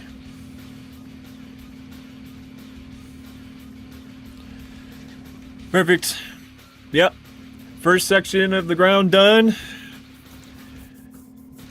We'll tackle the other half, or at least the next section, either in the next stream, or I'll just do it off camera, and we'll find another way to, we'll find another thing on this level to do. Oh, that's unfortunate. You hopped in like right as I was about to end stream. Well, since you just got here, I'll go ahead and do another little showcase real quick. Since you just got here, I feel bad leaving on a whim after that. Here, I'll do another little immersion test just for you to see.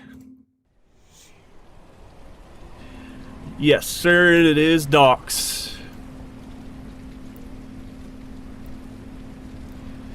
So yeah, we got a bunch of the foundation replaced on this section here. A couple of the assets have been replaced, like the train, these bollards. Some basic things have only been replaced right now. The first big factory building over there has been replaced. We got a rain system in here now. We have new water. A little more intense waves. Oil rig in the distance. Another giant carrier that's it's sitting there, but it's meant to be like setting off somewhere. Some new effects as well. Smoke coming out from the exhaust and the chimneys up there.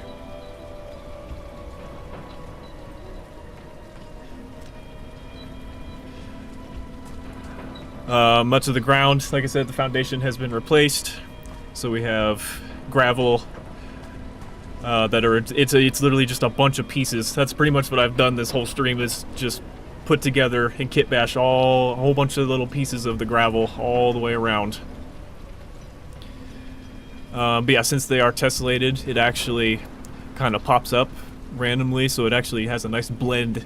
Makes it actually look like some of the rock has gone onto the rails, or it blends with the warning strips here at the end. So yeah, it actually turned out really nice. Yeah, new train. Fully reactive. This little hop-up right here where all these warehouse or storage units are, that's been replaced. The foundation anyway, the warehouses are the same, but... tracks also replaced. New tracks.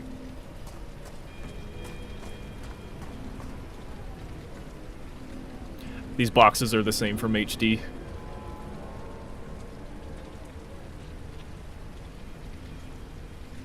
Then, yep, most of the background factory buildings are going to look more like this one right here.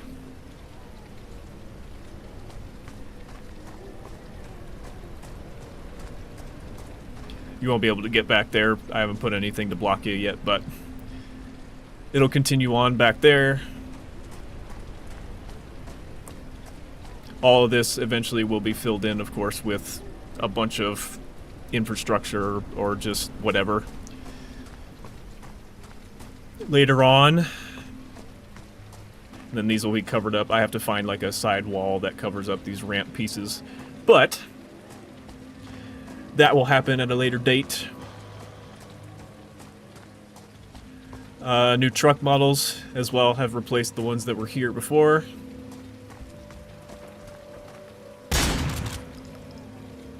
The rain material also reacts differently, so like on flat surfaces, it accumulates puddles, and then on surfaces that are vertical like this, the rain actually kind of flows down.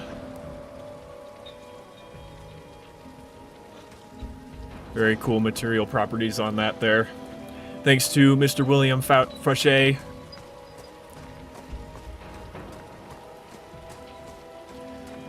His tools are always very handy. Very professionally made and clean. Amazing. Thank you very much. Appreciate it.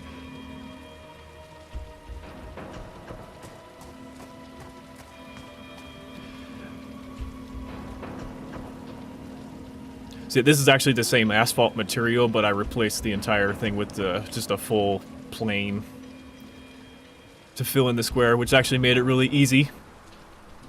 These pipes right here are the same from HD as well. And then yeah, that oil rig over there, that one is actually it was just a small little asset pack that was very cheap. The normal size of that is actually really small, but it doesn't really matter in this case because this is going to be a background asset way over there.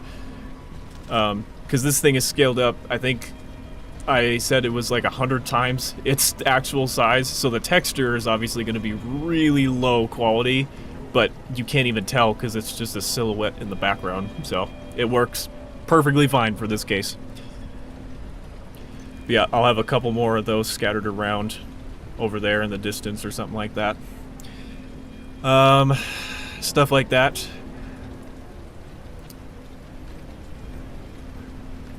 Then yeah, I've completed this section over here as well for the foundation. So yeah, next we'll tackle this section over here with the skeleton boat and then the buildings over there. Real quick, let me go back. Oops. Let me go back and I'll go up that. Because yeah, you start on the boat at the bottom instead of starting up there like you used to. But you'll be able to go up there.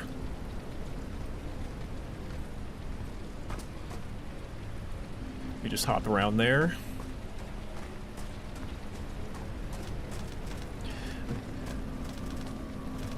Oh, I was like, why is my mouse wheel doing that?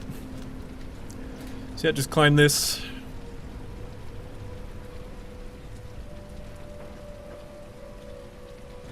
Oops. I didn't jump properly. There we go. Oh. There we go. And then we're right back up to where normally you would start. But yeah, you can get up here.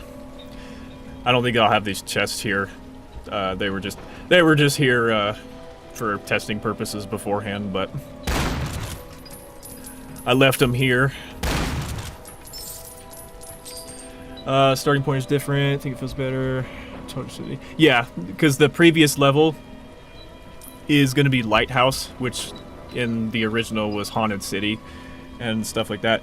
And so when you leave there, that boat that you see there in the original, that boat is what you take from that level to get here. So others suggested that I start on the boat instead of starting up here. So yeah, that's where that idea came from. Get a nice big aerial view of the water and everything.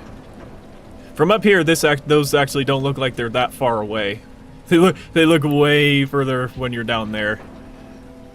From all the way up here, it doesn't look that far.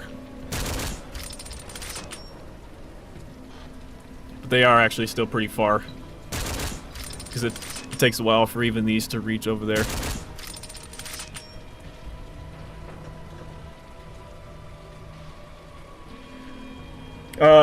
Docks and City on Water. I actually forget where in the order I have City on Water.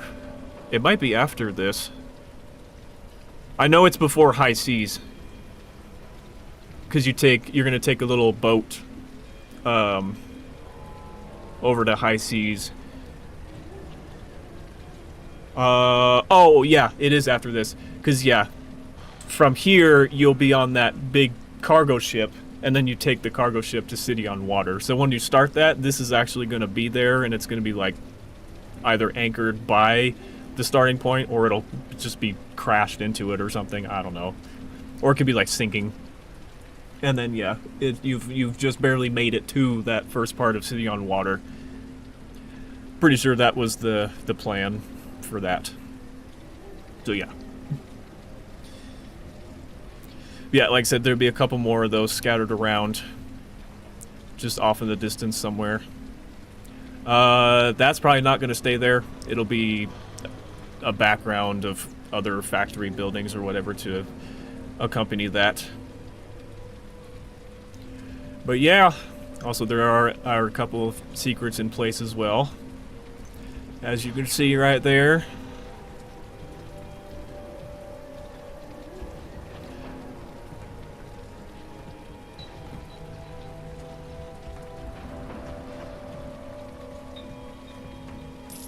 I got one sitting up here. I don't know if that's actually going to be a secret or not, but since you actually have to come up here from the bottom, I'm sure I'll have some kind of secret up here, whether it's this or that or whatever. I don't know.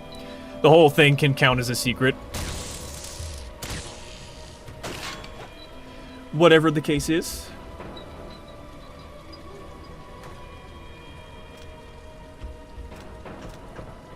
Actually, I think I have one of the holy items, yep, way over there on the ship as well. Elevators for the cranes, yeah. Yeah, I have a couple in place down there. It's not textured, but yeah, they'll work the same. So it'll either be a ladder like this, or it'll be elevator. One or the other.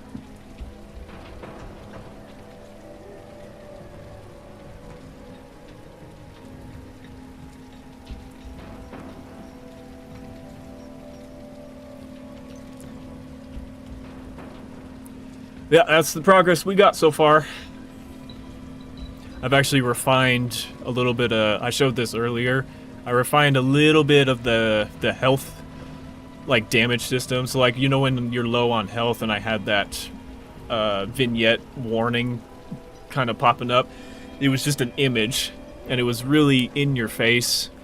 So instead of that, I now have it as, instead of an image that pops up, it's a post-processing effect. That's a little bit more subtle, so it's not so it's not like blaring, but it does still let you know that you're low on health. So just to demonstrate, I'm gonna jump off this crane.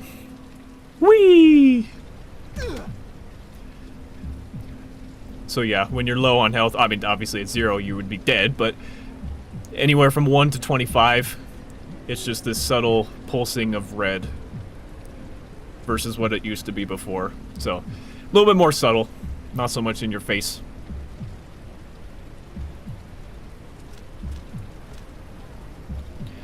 There are some also collision effects with the water. It's a little inaccurate because having a collision system that tracks the entire, like, the waves, yeah, you would be going, you would fry your computer probably. So it's just this simple collision box. So sometimes you can see the water effects, sometimes they get buried under the waves. Not a big deal.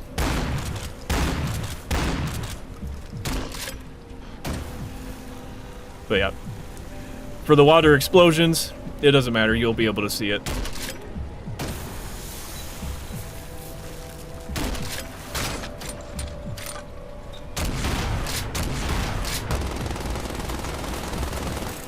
But yeah, there are still effects nonetheless. And then of course, if you were to jump in this, you would also die since it's just a kill zone, but I don't have it programmed yet, so I can just Hop in here.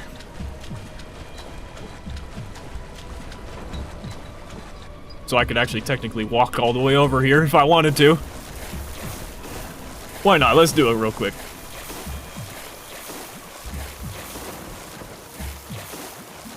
Yeah, like I said, this is the same boat as the one over there. But yeah, when I get really close to this, you can see, yeah, the texture quality is really low because it's been scaled up a bunch, but like I said, it's meant to be a background.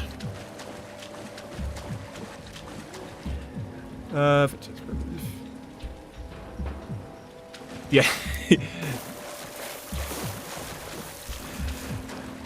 But yeah, there you go.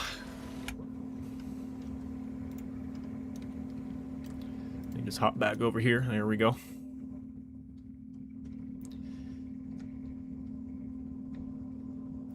So yeah,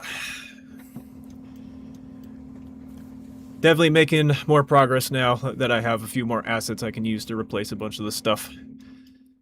And we will keep going with that. I want to write a PK based on Revamped things. Very cool. Alrighty, but yeah, I'm going to go ahead and end it now since we are over 5 hours for today. I'm not sure when the next stream will be. Hopefully sometime within this week. I'm not too sure though, because I will be starting a new job here in a couple weeks. And the schedule for that will be linear, but I don't know, by the end of that shift, it'll be 4 10-hour shifts, so I might be pretty tired by the end of each of those days, but I will have 3 days off every week, so we'll see. We'll see, but I'll try and get one in as soon as I can.